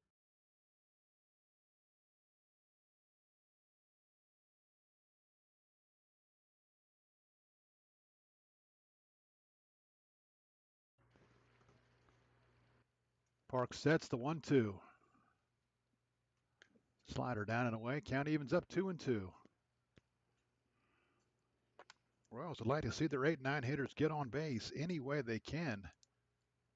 See if they can't shake some runs out of the top of the tree. The 2-2. That misses down and away and runs full 3-2. Culpepper's inched a little closer. They're in the bottom of the fourth at Culpeper High School. Covington 7, Culpeper 3. Charlottesville continues to lead. Waynesboro 7-1. They're in the top of the sixth. Those are your Southern Division scores. Purcellville 3, Newmarket nothing. Bottom of the fifth in the Northern Division. The 3-2 tap foul toward the Royals dugout. We'll do it again. 3-2.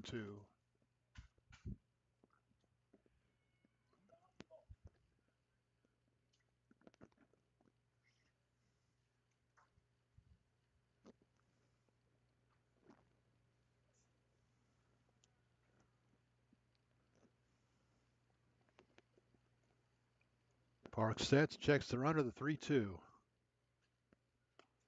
Misses downstairs. The Cardinals thought it was strike 3, but it'll be ball 4, and the Royals will have runners on first and second. With 1 out for James Pitts, and oh, what a time for Mr. Pitts to pick up his first hit as a Royal. James came in 0 for 9 on the season. He's now 0 for 10 after striking out looking in the third.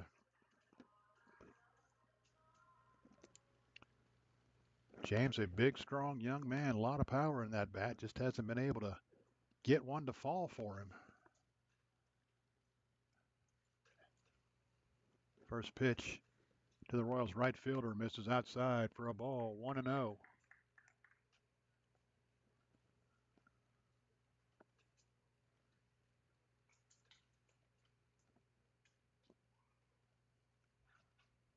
Again, Pitts. Runners take off. It's going to be a fielder's choice as Pitts grounds out. And I thought I heard, I guess, as the Cardinals yelling, step off, it sounded like the umpire's hollering, balk. The Royals pull off a double steal, but Pitts will ground out to short, so no stolen bases, but the runners move up to second and third. Quezada tried to turn it over, but going on the play, Hirsch was safe at second, and the only out they get was the one at first, so it'll go as a 6-4, 3-4 out at first. The Royals a base hit away from getting right back in this now. First pitch to Padilla downstairs for a ball, 1-0. So Pitt's 0 for 2, but the runners move up and a base hit now. The Royals are within 2.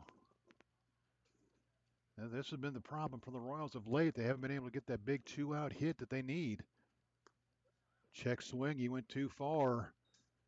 Was not able to hold up. It's 1-1.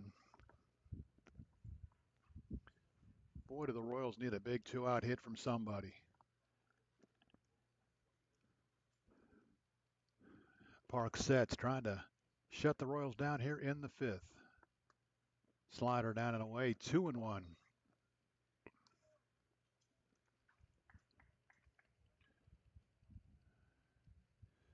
Cardinals got a big 2-out, 2-run single from Brandon Butler in the fourth. Royals need one of those right here.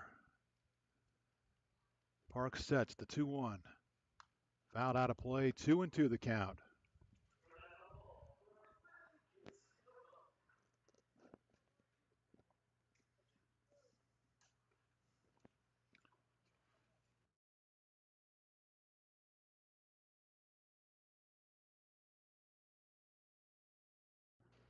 Parks is 2-2. That'll miss high and away. Count runs full, 3-2. Ben Jones, a couple of hits last night. Tonight he's 0 for 2 with a couple of strikeouts looking. You think he would like to get up there, the bases loaded and 2 outs? The chance to make a difference? The 3-2 to Padilla. Grounded toward first. Backhanded by McNeely. He will flip to the pitcher covering, and the Cardinals are out of it. Padilla cue balls it to first, 2 in the inning. He'll be out 3-1. The Royals get a couple runners in scoring position, but can't get them in. The very familiar story of late for the Royals offense. They get them on, but can't get them in. For the Royals, no runs, a hit, no errors. They leave 2 on. Your score after 5. Front Royal 5, Winchester 1. You listen to the Winchester Royals of Valley Baseball League action.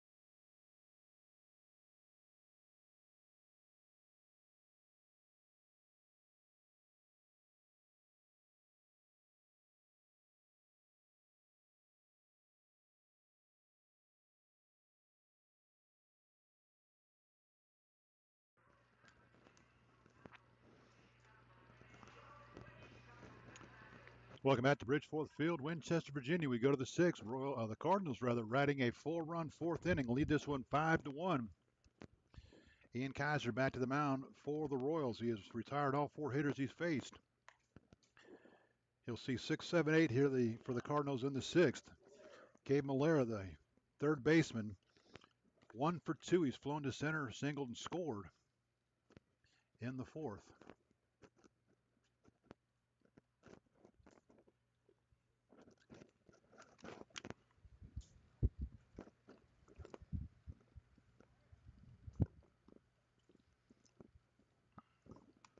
First pitch fouled into the screen, 0-1.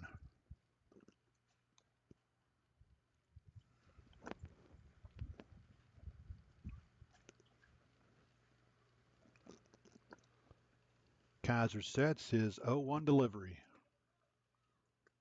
That's in there for a strike, 0-2. So Kaiser's done his job.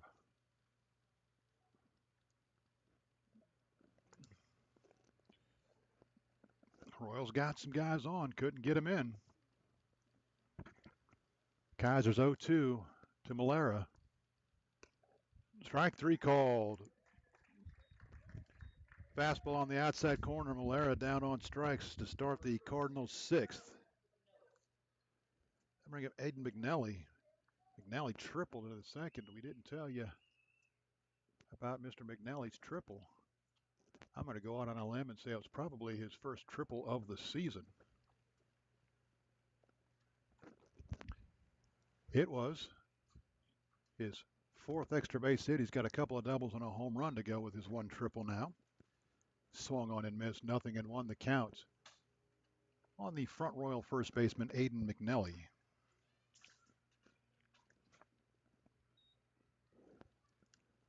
The 0-1 misses. 1-1 the count. Winner moves on. Loser goes home. The 1-1. Swung on and missed. Pulled the string. 1-2.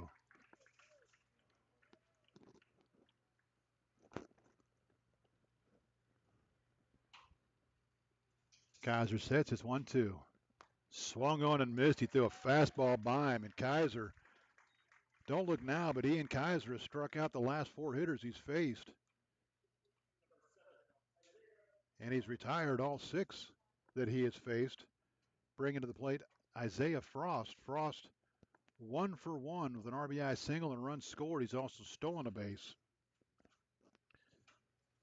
Walked in the second. Check swing. It's in there for a strike. 0-1. And Ian Kaiser just pouring the strikes in now. And that's exactly what the Royals need at this point, along with a few runs to go with some hits. The 0-1, that'll miss down and away. 1-1 the count.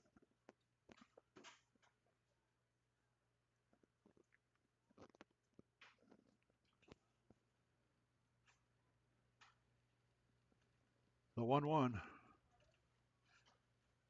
Grounded towards short. AJ up with it, sets his feet, fires on to first. Low throw, but scooped out by Parker Fry to retire the side. 1, 2, 3 and out for the Cardinals here in the 6th.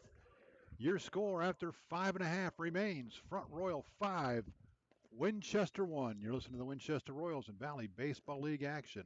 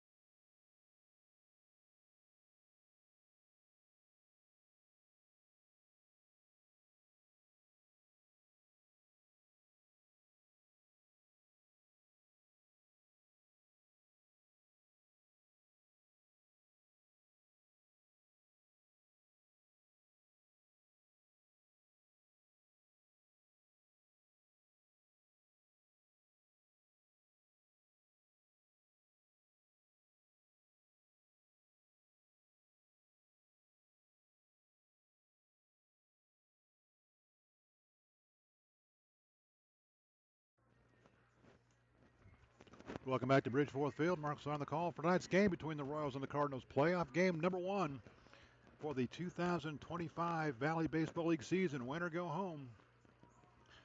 And right now the Cardinals in control. They lead at 5-1.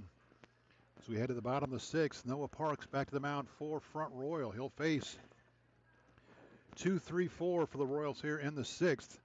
Jones, Davis, and Fry. The Royals got a couple runners in scoring position last inning, but couldn't get the big hit they needed to drive in runs.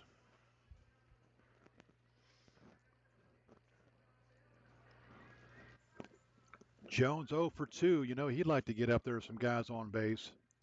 See if he can't run some guys across the plate. He has struck out looking twice. Throw down to second. We're ready to go to work here in the 6th.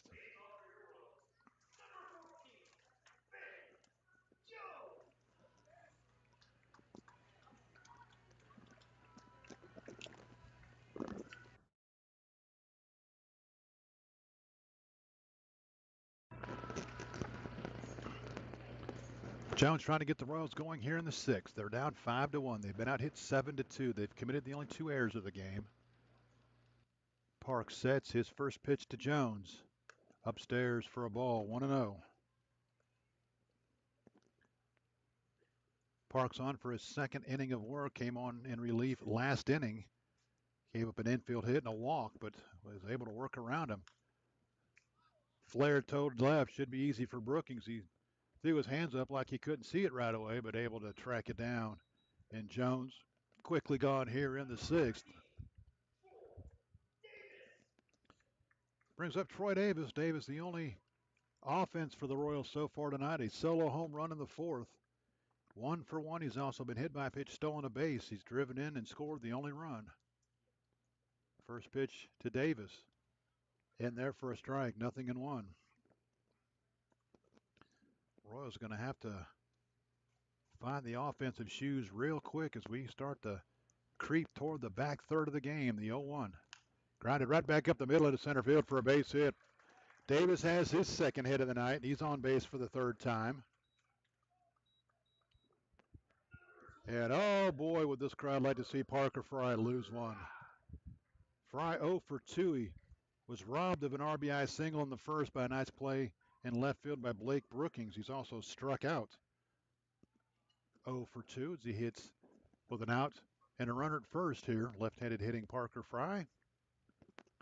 First pitch off the plate for a ball, 1-0. Fry leads the Royals with his 27 RBIs, good enough for top 7 in the league.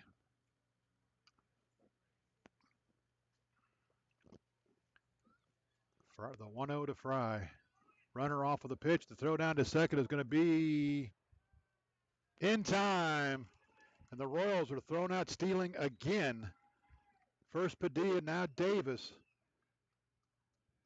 Another nice throw by Dylan Weinbrenner to cut down Troy Davis, trying to get in a scoring position. The Royals are doing whatever they can to get guys in a scoring position, but it's just not working out. Now Fry will hit 2-0 with nobody on and 2 out. That's downstairs, 3-0.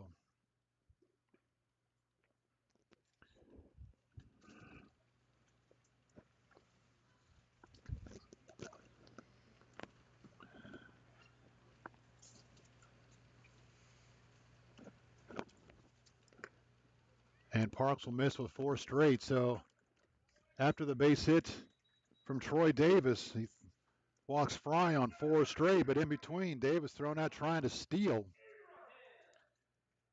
And now Abraham will hit. Abraham 0 for 2. He's flown to right and struck out. And he'll hit with a runner at first and 2 outs.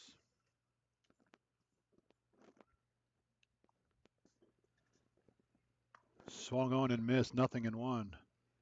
Parks trying to turn the Royals away here in the 6th.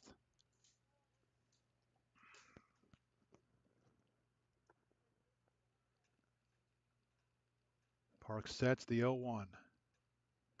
That'll miss down and away. Count evens 1-1. Either one of these teams that moves on is hoping for a Newmarket win tonight and tomorrow night so they can host the Rebels on Saturday night. Prospects not looking real good for that. The 1-1 in there for a strike, 1-2. But that's the only way either one of these teams could have another home game in the Northern Division part of the playoffs. If they make it to the championship series, they'll have at least one home game in that series. The 1-2. Flare toward right center field. That's going to get down for a base hit. Fry's rounding second and heading to third. Quickly in with it is Frost, and the Royals are going to have runners on the corners with 2 outs. Again, a couple of runners, or again, at least one runner in scoring position. And now, how big is that caught stealing? Oh, hindsight's 20/20, isn't it? And now Ian Kaiser, infield ground ball or infield base hit his last time up. He's at 1 for 2. You don't think he'd like to run one up the alley to help his cause out a little bit here? First pitch to Kaiser. Check swing, it's in there for a strike, nothing in 1. It's easy to sit up here and say, oh, they should have done this, should have done that, should have done that, but oh, at the time, if it works, great. If not, oh well. Downstairs for a ball. Count evens 1-1. You know they'd love to have Abraham at second for Kaiser, but being 1 for 3 in stolen bases tonight, I don't know that chance gets taken here. The 1-1. Line into right field. That's going to be an RBI single. There's a 2-out base hit for the Royals to pick up a run, and going first to third is Abraham. The Royals inch a little bit closer on the RBI base hit from Ian Kaiser, his second hit of the night. Fry comes in to score. And boy, oh boy, if AJ can run one up the alley, be a brand new ball game. The Royals will be right back in it. AJ 0 for 2. He has struck out and grounded to third. Kaiser didn't hit it hard, but hit it right where he needed Hit it just beyond the first baseman into right field. First pitch to A.J. Ground ball into right field for a base hit. Going around to third is going to be Kaiser and the Royals. Right back in it. A.J. didn't hit it hard, but hit it right to where McNeely would have been playing had he not been holding the runner. 3 consecutive 2-out hits for the Royals. And boy, oh boy, if Mark Hirsch could come up big here. Give A.J. his first hit of the night. Give him an RBI, and the Royals back to within 5-3. Kaiser goes first to third. First pitch to Hirsch in there for a strike. He's 0 for 1. He's popped the second and walked.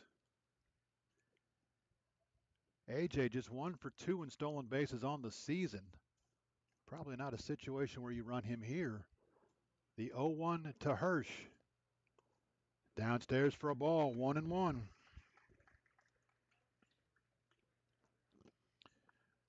We were just talking last inning about the Royals' inability to get a big 2-out RBI hit. They've gotten 2 this inning to get to within 2. The 1-1. Line towards center field, but I think Frost is going to have it beat out. No, he's not. It's off the fence. 1 run's going to score. Rounding third, coming to the plate. He's going to tie the game up. And all the way around to third, Mark Hirsch with the 2-run triple. And the Royals have come all the way back to tie the game. The bottom half of the order getting it done here in the 6th. Off the bat, it looked like Frost had a beat on it, and then he just turned on the jets and couldn't get to it. It banged off the fence in the air. Hirsch all the way around to third. How many times you see 3 triples in a game? The Royals have the lead run at third base. They have matched the Cardinals' 4-run fourth with 4 of their own here, all coming with 2 outs. Fouled off the mask, 0-1. What a time for James Pitts to pick up his first hit if he's able to get it done. A big triple off the fence to dead center field to tie the game up. And we are all square, brand new ball game here at Bridgeforth. Royals would like to see a wild pitcher. Oh, that ball's hammered, but right to Frost. Frost going back, and he'll make the catch.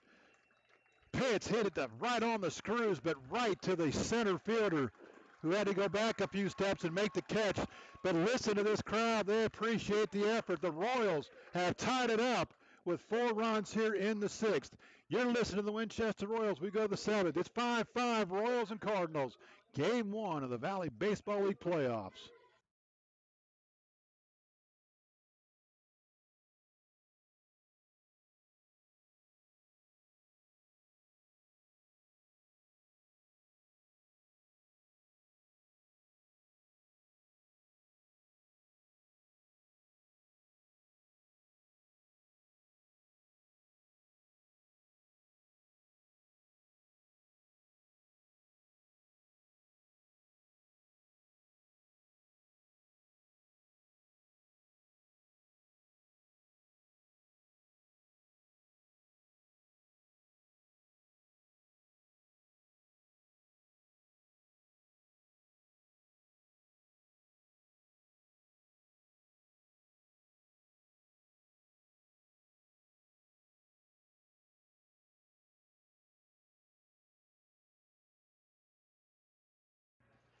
Ian Kaiser back to the mound for the Royals. Brand new ball game. The Royals tagged Parks for 4 runs in the 6th, and they've come back to tie this one up with a 4-run 6th inning.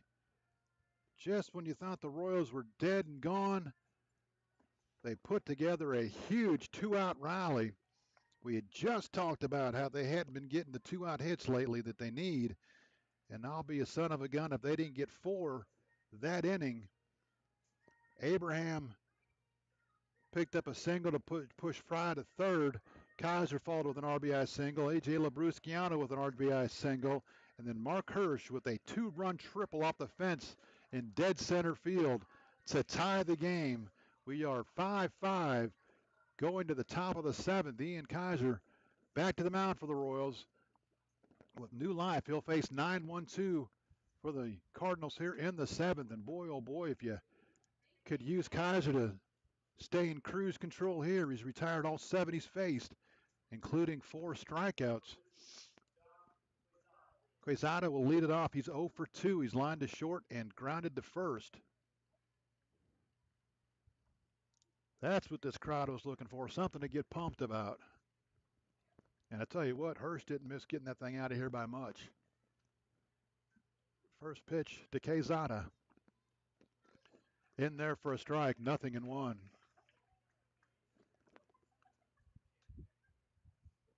The Royals showing life that we haven't seen in a week and a half. The 0-1. In there for a strike, 0-2. They are playing football in Culpeper. The Cavaliers have scored a touchdown and retaken the lead. It's now 10-7. Culpeper, they're in the bottom of the 5th. The 0-2 grounded sharply to second. Abraham up with it. He will fire on to first. Not a great 0-2 pitch, but take the result for out number 1 here in the 7th. Back to the top of the order for the Cardinals, Brandon Butler. He is 2 for 3 RBI, a triple to start the game. He came in to score. He also had a huge 2-out, 2-run single in the 4th that at the time gave the Cardinals a 5-0 lead. He hits now with nobody on and 1 out. First pitch from Kaiser, fouled into the screen, 0-1.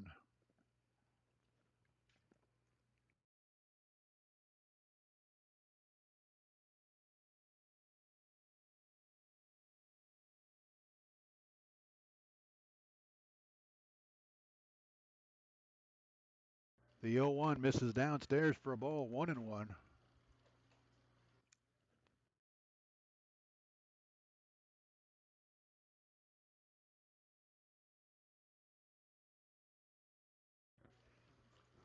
The 1-1 swung on and missed, pulled the string, and Butler over the top of it, 1-2.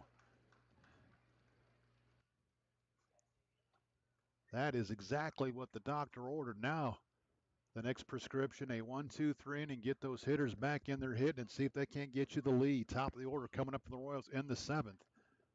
That'll miss downstairs. 2-2 the count. 5 runs, 7 hits, 2 errors for the Royals. 5 runs, 7 hits, no errors for the Cardinals. Royals made a couple of errors, both led to runs. But they have erased the deficit, and we start anew. The 2-2 from Kaiser. Downstairs, ball 3, 3-2. And the last thing you can do is start walking guys here. Your offense got you even. Reward them, get them a quick inning, and get them back to swinging the sticks.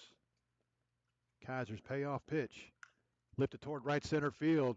Padilla on his horse, and he is going to give way to Pitts, who will make the catch in right center field. Butler made a bid for extra bases, but it hung up just enough for Pitts to track it down in right center field, and 2 outs for the Cardinals here in the 7th now. That'll bring up A.J. Martin. Martin is 0 for 3. He's reached on a fielder's choice and an error. He's also flown to center. He'll hit with nobody on and 2 outs. Oh, that's exactly what this crowd needed, was something to get excited about. Even the lady from Strasburg's pumped. First pitch downstairs for a ball, 1-0.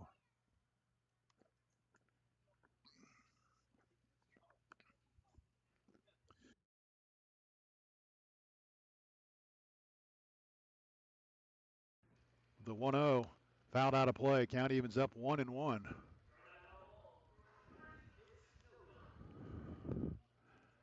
Well, obviously, in a winner-take-all, one-game playoff, all hands on deck, so you don't even think about tomorrow. You'd like to have a plan for tomorrow, but if you don't get through today, tomorrow doesn't matter. So both these teams will do what it takes to try to pick up this win. Kaiser sets the 1-1. Grounded sharply to short. A.J. up with it, sets his feet. Long throw, good throw. In time. Kaiser retires the side in order for the 3rd inning in a row. He's retired all 10 he's faced. We go to the bottom of the 7th. It's Winchester 5, Front Royal 5. You're listening to the Winchester Royals and Valley Baseball League action.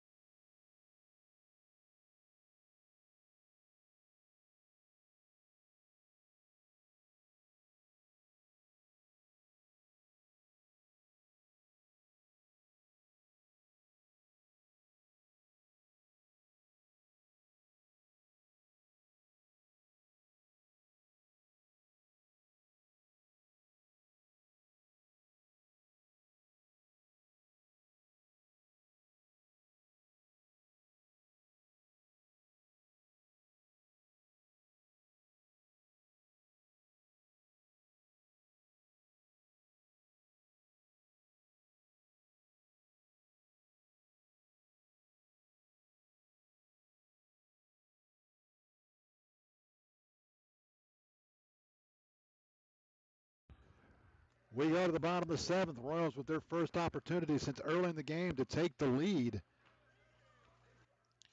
Top of the order to hit. They'll face a new pitcher on to pitch now for the Front Row Cardinals, Colby Seelig, right-hander from Chestnut Hill College. Seelig making his 10th appearance. He does have one start. He's worked 29 innings, allowed 32 hits, 11 runs, 8 earned. He's walked 3, struck out 26. Yes, you heard me right. He has walked 3 in 29 innings, struck out 26. He's 2-1 with a 2.48 earned run average. So the Royals, it's not going to be easy. They're going to have to earn it as they go against one of the better arms coming out of the Front Royal bullpen. Noah Parks goes 2 innings, allows 6 hits, 4 runs. They're all earned, 2 walks, no strikeouts, and will not figure in the decision tonight, nor will Reed Bauer now, who is taken off the hook by the big offensive explosion last inning. Padilla leads it off. He's 0 for 2. He's walked and thrown out stealing. He's also lined to center and grounded to first. First pitch in there for a strike, 0-1. The 0-1 from Seelig. Misses down and away, 1-1.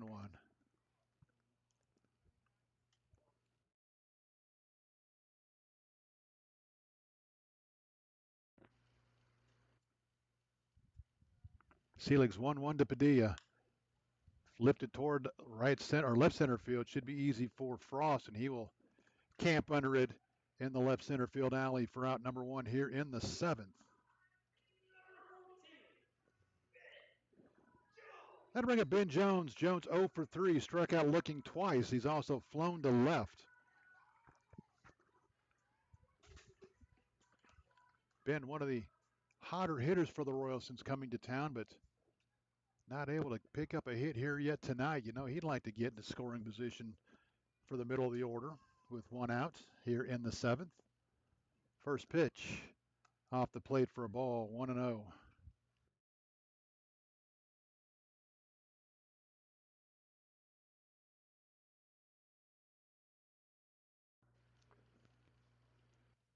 Seelig sets the 1-0. That'll miss way outside, 2-0. Royals have been thrown out trying to steal twice tonight. They are 1 for 3, but the last 2 times, Davis and Padilla both thrown out trying to steal. The 2-0 to Jones. That misses outside, 3-0. Royals don't care how he gets down there. They need a base runner. Get the lead run on base here in the late going. The 3-0. It's in there for a strike count, 3-1.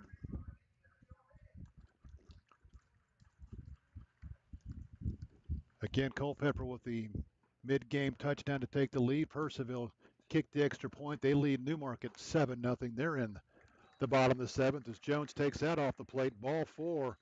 The Royals will have a 1-out base runner now for the middle of the order. Troy Davis, who's having himself a pretty good night. He was hit by a pitch in the first. Solo home run in the 4th. Singled in the 6th. He was thrown out trying to steal, but he's 2 for 2. Been on base all 3 times, and you know he'd like to run one up the alley and see if he can't get Jones around to score. That's downstairs for a ball, 1-0. Jones, again, one of the newer Royals, so doesn't have a whole lot of stolen base attempts on the season, if that's what the Royals are thinking. Throw to first back in time is Jones. Jones is just 2 for 4 in stolen bases. Again, Percival over Newmarket 7-0 in the other Northern Division game. Looks like the Rebels will be eliminated, and the winner of this game will travel to Strasburg tomorrow night. The 1-0, that's off the plate, 2-0. Culpeper up 10-7. They're in the bottom of the 6th over Covington. And top of the 8th, it's Charlottesville 7, Waynesboro 1. I think Waynesboro mailed their season in some time ago. They've lost 10 straight going into the playoffs. The 2-0 to Davis. High and tight, 3-0 after getting Padilla. He has missed with 7 straight.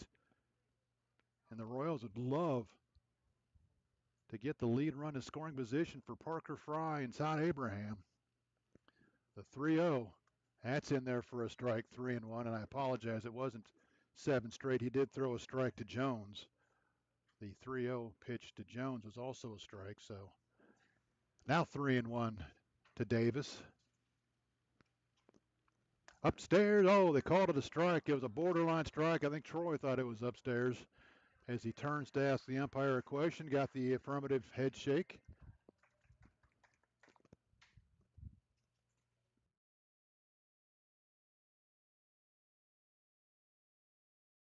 The 3-2. Check swing, did he go? They said he did not. Ball 4. Davis able to lay off the slider in the dirt, and the Royals have the lead run in scoring position. Back-to-back one-out walks, and what a spot for Parker Fry to step in. Leads the Royals in RBIs, and boy, what a chance for him to come through here. The lead run at second base. Fry is 0 for 2. He's walked and scored. First pitch off the plate for a ball, 1-0. And that'll bring yet another visit from the front Royal dugout. There is a right-hander up getting loose in the front Royal bullpen. Seelig came on to start this inning. He retired Padilla on a lazy fly ball to center field, but he has since walked Jones and Davis. And now he's behind Parker Fry. And boy, you'd like to see him groove a belt buckle fastball to Fry here and see if he can't hit it out on the street.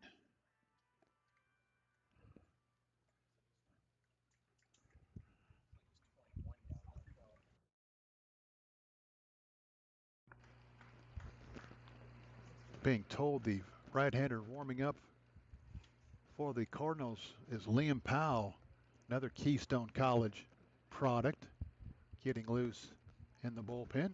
The 1-0 to Fry. Grounded towards second base. Could be 2. On to second for 1, and they're not going to get 2. Fry busting it down the line to avoid the double play. Jones will carry the lead run to third.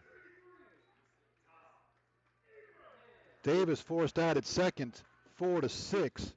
And Fry will be at first on the fielder's choice. So the Royals will have runners on the corners now with 2 outs for Todd Abraham. He singled and scored his last time up. And boy, the Royals could use another one of those big 2-out hits they got last inning. First pitch, slider in there for a strike, 0-1. Abraham thought it was off the plate. What a big spot for Todd Abraham to come up, a chance to give the Royals the lead. The 0-1. Swung on and missed, another hard breaking ball, and Abraham way out in front over the top, 0-2.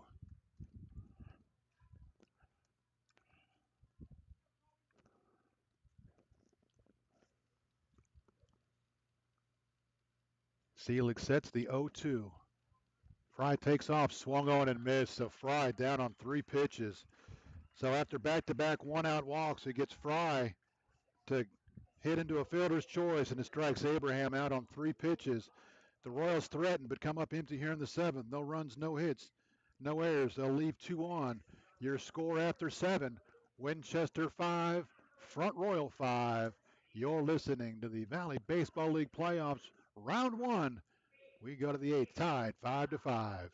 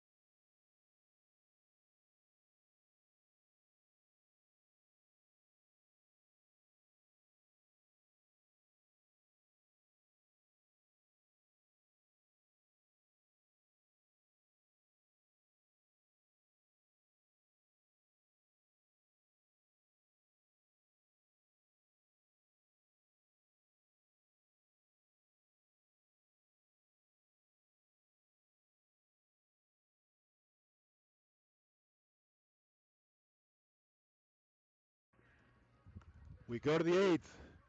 It's a 2-inning ball game between the 4th and 5th place teams in the Northern Division trying to advance to tomorrow night's game, most likely at Strasburg, as Purcellville leads the Newmarket Rebels 7-0 late. Ian Kaiser back to the mound. He has retired all 10 people he has faced. Came on, got A.J. Martin on a ground ball to end the 4th inning and has retired the Cardinals in order since. And that'll bring it, and Ryan Chase will lead it off. He has flown to right twice, grounded to short. He's 0 for 3.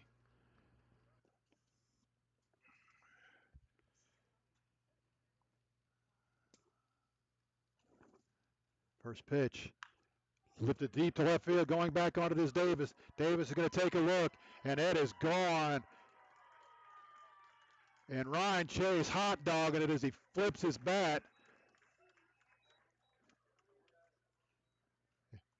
And somebody's going to get talked to, and don't be surprised if somebody don't wear one in the rib cage now. I tell you, I'm old school. I got no room for any of that garbage, but Ryan Chase got all of it, hammers it over the left field fence to give the Cardinals a 6-5 lead here in the 8th. And I'm not going to beat a dead horse, but I tell you exactly what happened if I was on the mound. Pretty good chance I wouldn't be there long.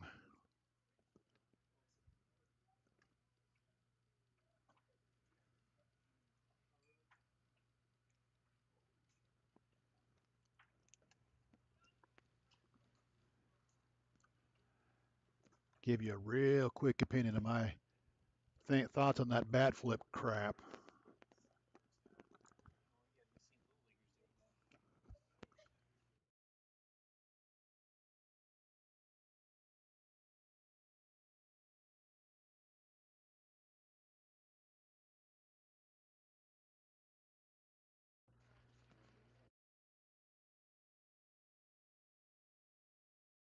Swung on and missed.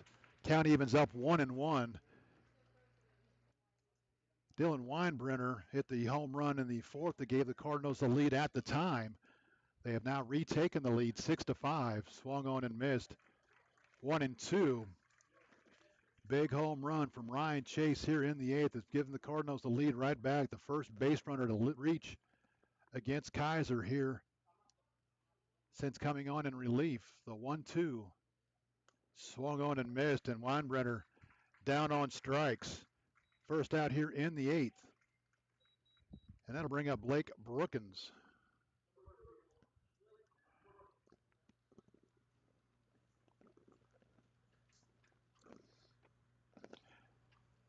We'd have done stuff like that when we played. My college coach would have tackled you at third base before you even got to the plate and beat the snot out of you.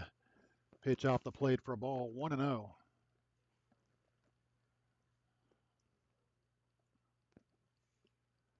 The 1-0 grounded toward first. Big hop for Fry. He will take it himself. Run over and tag the bag. 3 unassisted. 2 outs here in the 8th.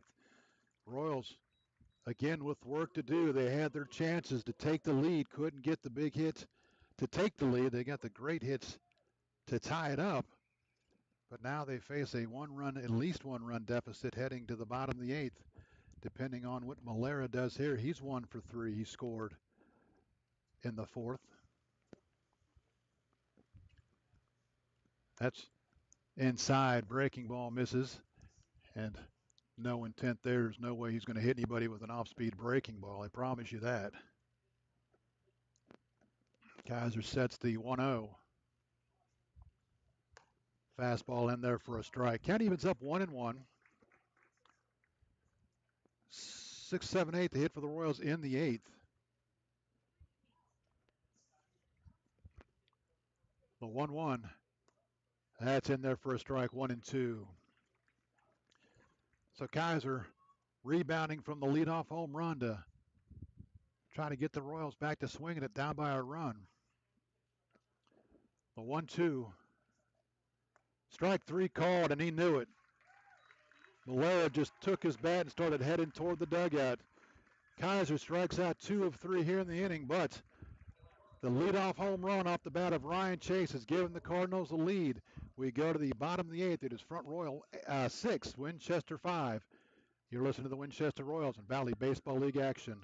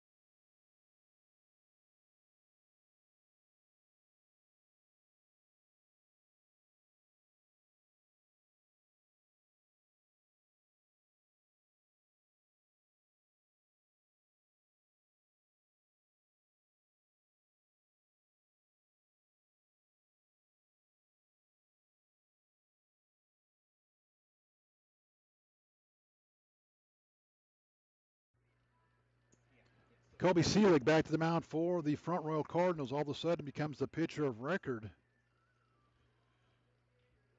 If he and the Cardinals can hang on to this one-run lead. 6, 7, 8 to hit for the Royals here in the 8th. Kaiser, Labruciano, and Hirsch. That trio came up huge with 2 outs in the 6th inning to get the Royals even. Let's see if they can get it going again here. Kaiser is 2 for 3 with a run scored and an RBI. He singled his last 2 times up. He leads off the Royals' 8th here. First pitch off the plate for a ball, 1-0. The Royals had the runners on the corners a couple of times last inning, but couldn't cash it in. The 1-0 to Kaiser. That's in there for a strike, 1-1. There's a right-hander still getting loose in the Front Royal bullpen. So should Seelig get into any trouble, they may make the move. Go to the pen. Slider in there for a strike.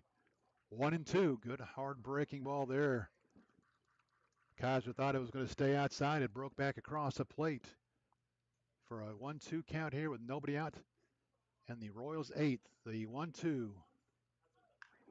That's driven toward right, but it's going to be right at the right fielder. He dropped it. He didn't make the play. Kaiser rounds that's first. Takes a look. Butler came in sliding. He had the ball in his glove, but when he hit, the ball came out of his glove, and the Royals had the tying run on base. And if A.J. Labruciano was ever going to hit a home run, now would be the time. I think we're going to give that a hit all the way, so give Kaiser his 3rd hit of the ball game, and he's at first now representing the tying run for A.J. Let's see if the Royals have him bunt him over. They are having him square. A.J. pulls it back. It's in there for a strike, 0-1. A.J. thought the pitch was inside. Royals on the season as a team have 4 sacrifice bunts. This is, well, those become hugely important. The 0-1 to A.J.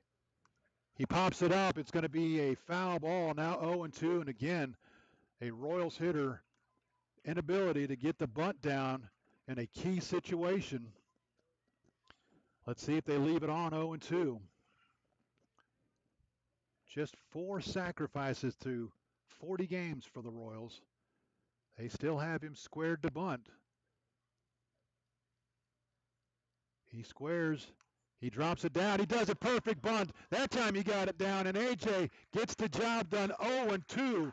What a huge bunt from A.J. Labruciano. Puts the tying run in scoring position for Mark Hirsch, who just tripled off the outfield fence. 2-3 on the sacrifice, and he deadened it right in front of the plate. What a clutch bunt, down 0-2 in the count to step up and get it done. Hirsch is 1 for 2. He's walked in a 3-run double. I'm sorry, a 2-run triple. Grounded towards short. Passes a diving shortstop into left field.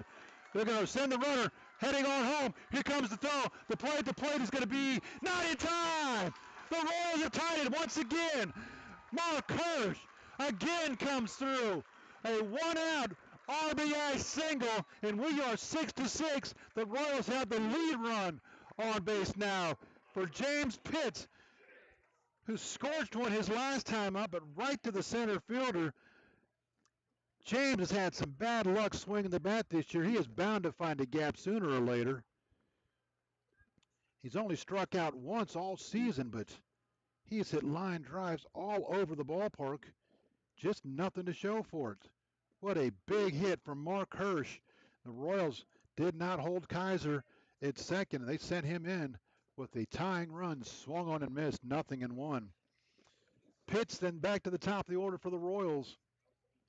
Hirsch, the catcher at first, not a big stolen base threat, as the Royals have rallied again to tie this one up. What a ball game. This is what the playoffs are all about. The 0-1 swung on and missed. He chased one out of the zone, 0-2. And just judging by the last two swings from James Pitts, I'm guessing he's going to see a breaking ball of some sort here because he's waved at the last two.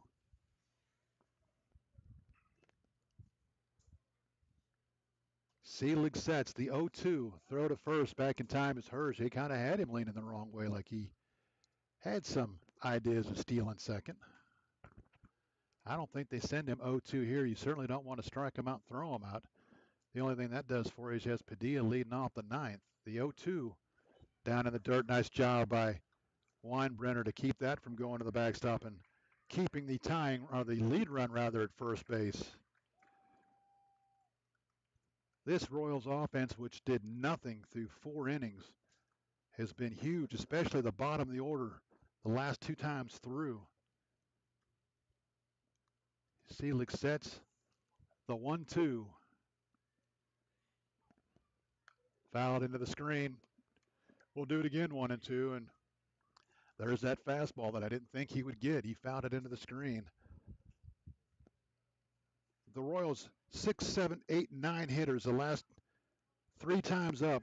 3, 4, 5, 6 hits, 3 runs, 5 RBIs. That's the bottom of the order getting it done for the Royals here tonight. The 1-2 to Pitts. Tap foul. He stays alive as he dribbles it down the third base side. 1-2. A couple of big one-out hits for the Royals here in the 8th to retie this thing up. We are 6-6, bottom of the 8th. Oh, if the Royals can get a run and 3 outs, there's going to be a celebration somewhere tonight. The 1-2. Lifted toward left center field. Should be easy. Coming on hard, and now Brookins, he trips and falls, but he made the catch. That ball hung up just a little bit longer than it looked like it was going to. Didn't look like either one of the front row outfielders was going to get to it, but it's just hung up, and then Brookins came in, tripped as he was making the catch, was able to hold on to it for the second out, and now Jamie Padilla with a chance to put the Royals on top with some 2-out lightning. He is 0 for 3 tonight with a walk and a caught stealing. First pitch to Padilla. Hits it deep to center field. Frost going back on it. Nobody there. It's going to one-hop the fence, and the Royals are going to lose a run. It hops over the fence. What a bad break for the Royals. Padilla just gave the Royals the lead, but it hopped over the fence, and the lead run's got to go back to third. Jamie Padilla got a fastball and hammered it to the deepest part of the park in this AstroTurf field that saved the Royals so many games this year. Just cost him a run in the biggest game of the season. Hirsch was going to score easily because they had Frost swung around to left field. There was no way he was catching up to it. And the Cardinals are going to go to the bullpen with the lead run 90 feet away. Boy, wouldn't it be nice to see somebody else uncork a wild pitch right in this situation now? So the Cardinals will make a pitching change. Kobe Selig's night is over. He no longer can win it. He can only lose it, but that's only if the runner at third comes in to score. We will check the new pitcher and give you some information on him momentarily. You're listening to the Winchester Royals and the Valley Baseball League playoffs. We are 6-6, bottom of the 8th. Royals and the Cardinals.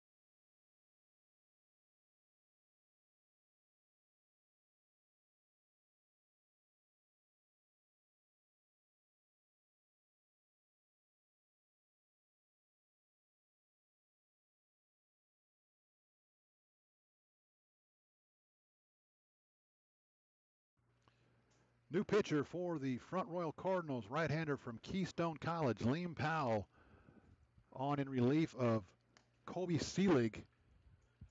Seelig had a chance to pick up the win, but the Royals have rallied for a run here in the 8th and trying to take the lead. Liam Powell on the year, his 7th appearance. He does have 2 starts. He's worked 17 innings, allowed 16 hits, 7 runs. They're all earned. 7 walks, 10 strikeouts. He's 1-0 with a 3.70 earned run average. And boy, would Ben Jones like to greet him with an RBI ground ball through the wicket somewhere. A wild pitch would be fine. First pitch misses down and in, and he didn't miss throwing a wild pitch by much. 4th pitcher of the game for the Cardinals as they're trying to keep the Royals tied here in the 8th. The 1-0 to Jones. Misses inside, 2-0, and I think Weinbrenner thought that was a strike. Again, Powell 1-0 on the season, trying to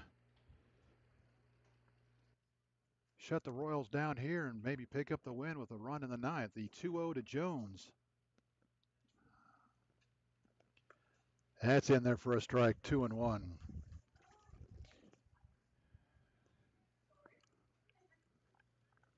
Seelig has only given up the 1 run so far, but the 2 guys on base are his responsibility.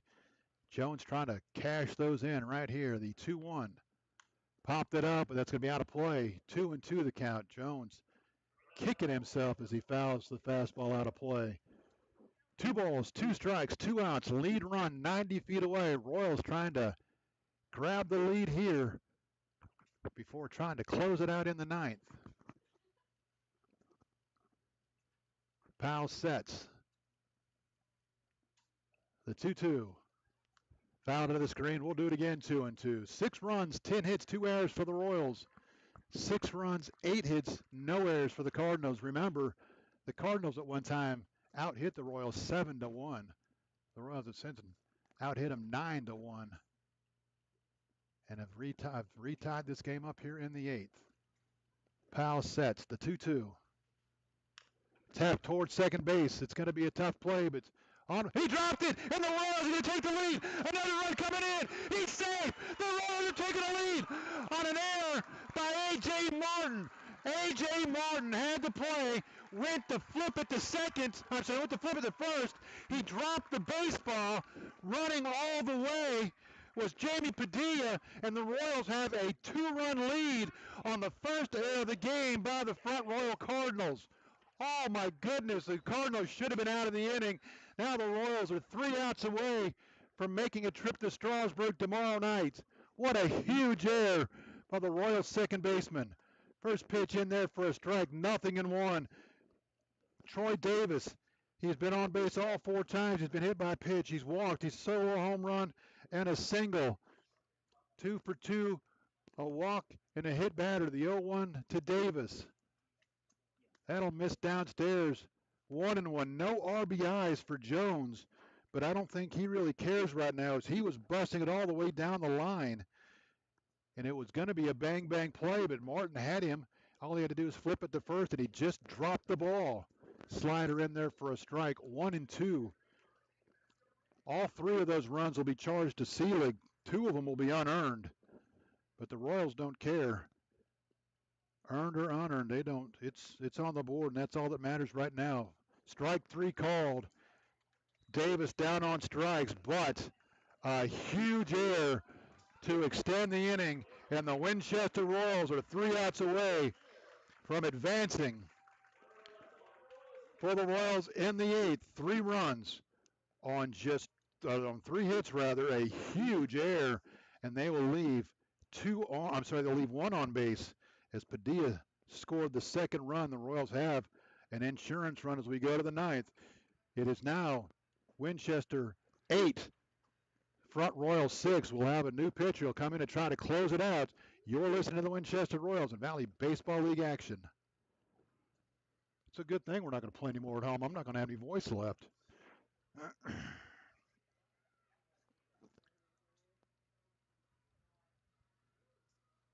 I just hope it's somebody that's going to come in and throw strikes.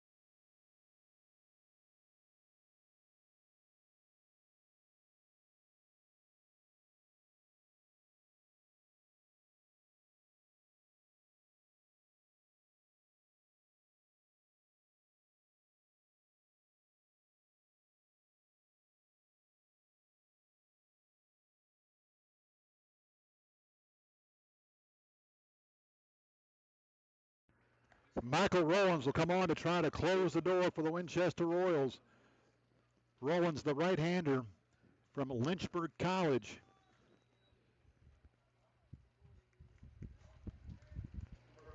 Rollins making his 11th appearance. They're all in relief. He has worked 12 innings, 16 hits, 7 runs. They're all earned. 4 walks, 15 strikeouts. He is 0-1, but does have 1 save on the year for the Royals. A .525 earned run average. Obviously a save situation here.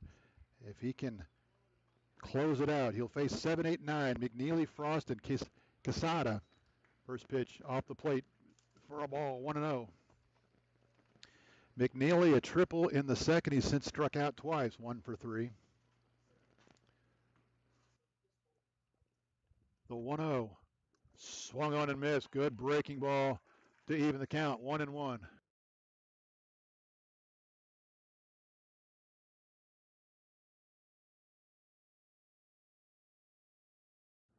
A ball and a strike. Nobody out top of the ninth. The Royals have just taken the lead. Trying to celebrate a home victory. Slider in there, 1-2.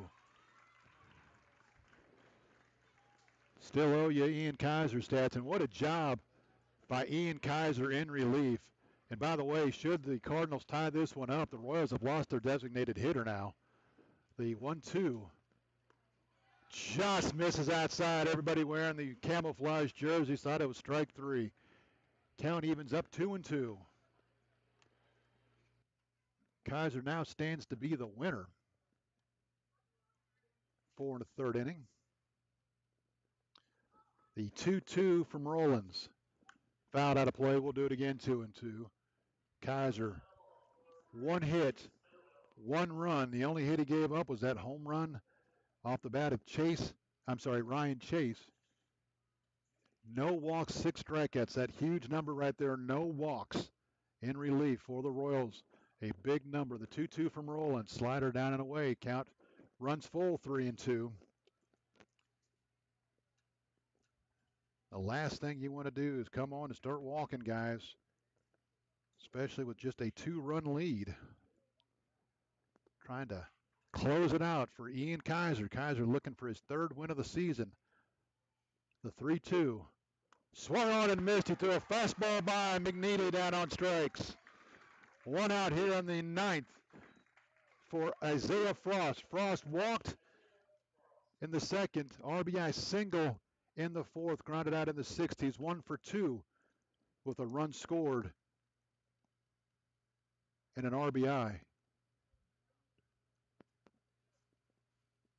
And I gave somebody a run that didn't score because I don't have Frost with a run scored. There he is. First pitch off the plate for a ball, 1-0. One out here in the ninth. Royals trying to punch their ticket to beautiful Strasburg, Virginia. The 1-0. Fouled out of play, 1-1. Strasburg's a whole lot more beautiful if you win tonight. Whoever loses this game is not going to think too much of the likes of Strasburg. Strasburg and that machine offense that they have. The 1-1 off the plate for a ball, 2-1, but still work to do before you even think about that offensive juggernaut down 81. Still 2 outs to get. Rolling sets the 2-1. That'll miss outside. He's gone 3-1. Any chance the Royals had of playing another home game in the Northern Division playoffs is slipping away as Percival's beating up on Newmarket. The 3-1. In there for a strike. He was headed toward first. He thought it was ball 4. Count runs full, 3-2. Covington has kicked the field goal. They have tied it up in Culpeper. They are 10-10 in the 8th. Percival has finished off Newmarket 8-0. Percival and Charlottesville leads Waynesboro 8-4. They're in the top of the 9th. The 3-2. That's ball 4. He misses inside. And Frost gives the home plate umpire a look like, is that ball 4? Can I go now? That'll bring the tying run to the plate in the form of Josh Casada. He is 0 for 3. He's lined to short, grounded to first, grounded to second. Quesada then back to the top of the order. You certainly don't want to walk guys in front of the top of their order. The Royals have out-hit the Cardinals 10-8. The first pitch in there for a strike. 0-1. The Cardinals played flawless defense all night long until there were 2 outs in the bottom of the 8th. And then when they needed the most, a error allows 2 runs to score, putting their season in jeopardy. The 0-1. That'll miss down and away. Count evens 1-1. A big 4-run 6th for the Royals. A big 3-run 8th for the Royals. They lead it 8-6. We're in the top of the 9th, trying to advance to tomorrow night's second round. The set, the 1-1. That'll miss down and in. 2-1. You certainly don't want to walk 8 and 9 to get to the top of the order. You got to come back with a strike here. At the very least, make him earn it. A ground ball right to AJ would be beautiful right about now. The 2-1. That'll miss all the way inside and almost hit him. He's gone 3-1, and Rollins has lost the strike zone. This would be a beautiful time for somebody to go out and talk to him. I don't care if it's the catcher, the second baseman, the coach, the bat boy. Somebody needs to go out there and refocus him right now. Rollins checks the runner at first, the 3-1. Popped it up. Jones in fair territory. He was in foul territory, then drifted back into fair territory. And don't you think he didn't throw up 2 hands to make sure that ball landed in his glove. A huge second out here as Quesada pops to third. And back to the top of the order for the Front Royal Cardinals. And the last chance, Brandon Butler. But Butler has been a thorn in the Royals' side. He is 2 for 4, a triple, a run scored, 2 RBIs. And now they're going to go out and talk. Why? I don't understand talking to him now. Just kind of talking about how you want to approach Butler here, as Butler did one hop the fence in the first inning. Certainly don't want to give him something he can handle, but you don't want to put him on base in front of the big bats in the middle of the lineup. By the way, they've already gotten home runs from their 3 and 4 hitters tonight. Let's see if we can't leave them on the Front Royal sidelines until next season and see if they come back.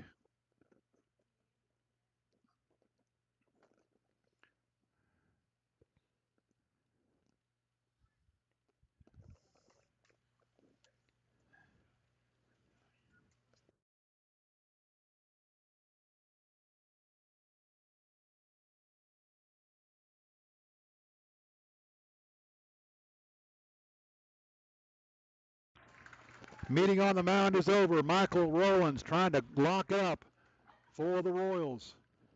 Brandon Butler trying to extend the Front Royal Cardinals season. First pitch downstairs for a ball, 1-0. A huge extra run that the Royals got on that error from Jamie Padilla has given them a little bit of breathing room here in the ninth. The 1-0. That'll miss out. Oh, it'll catch the outside corner, evens the count 1-1. I think Butler thought that might have been a little bit outside. The count 1-1. Rowlands has this sign. Takes a look at the runner at first. Not a big lead at first at all. The 1-1. Slider in there for a strike. 1-2. The Cardinals down to their last strike.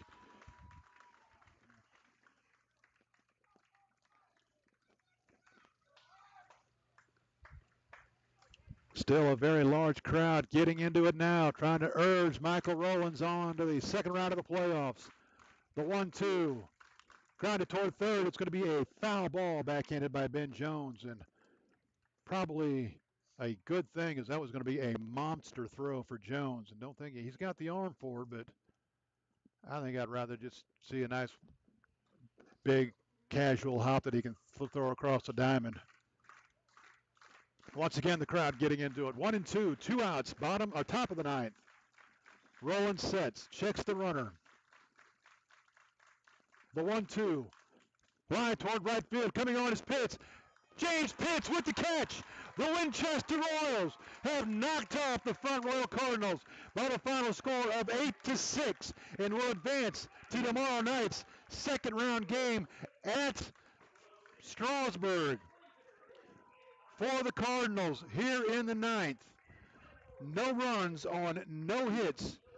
There were no errors. 1 runner left on base. Your final score again, Winchester 8, Front Royal 6.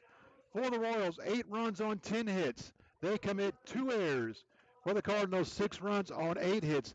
They commit 1 huge error that allowed the 2 winning runs to score and send the Royals on to Strasburg tomorrow night to face the Express. Winning pitcher Ian Kaiser improves to 3-2. Michael Rowlands throws the ninth, picks up his second save of the season. The Front Royal Cardinals will finish the season 15-26 after starting the year 10-3. The Royals 21-20.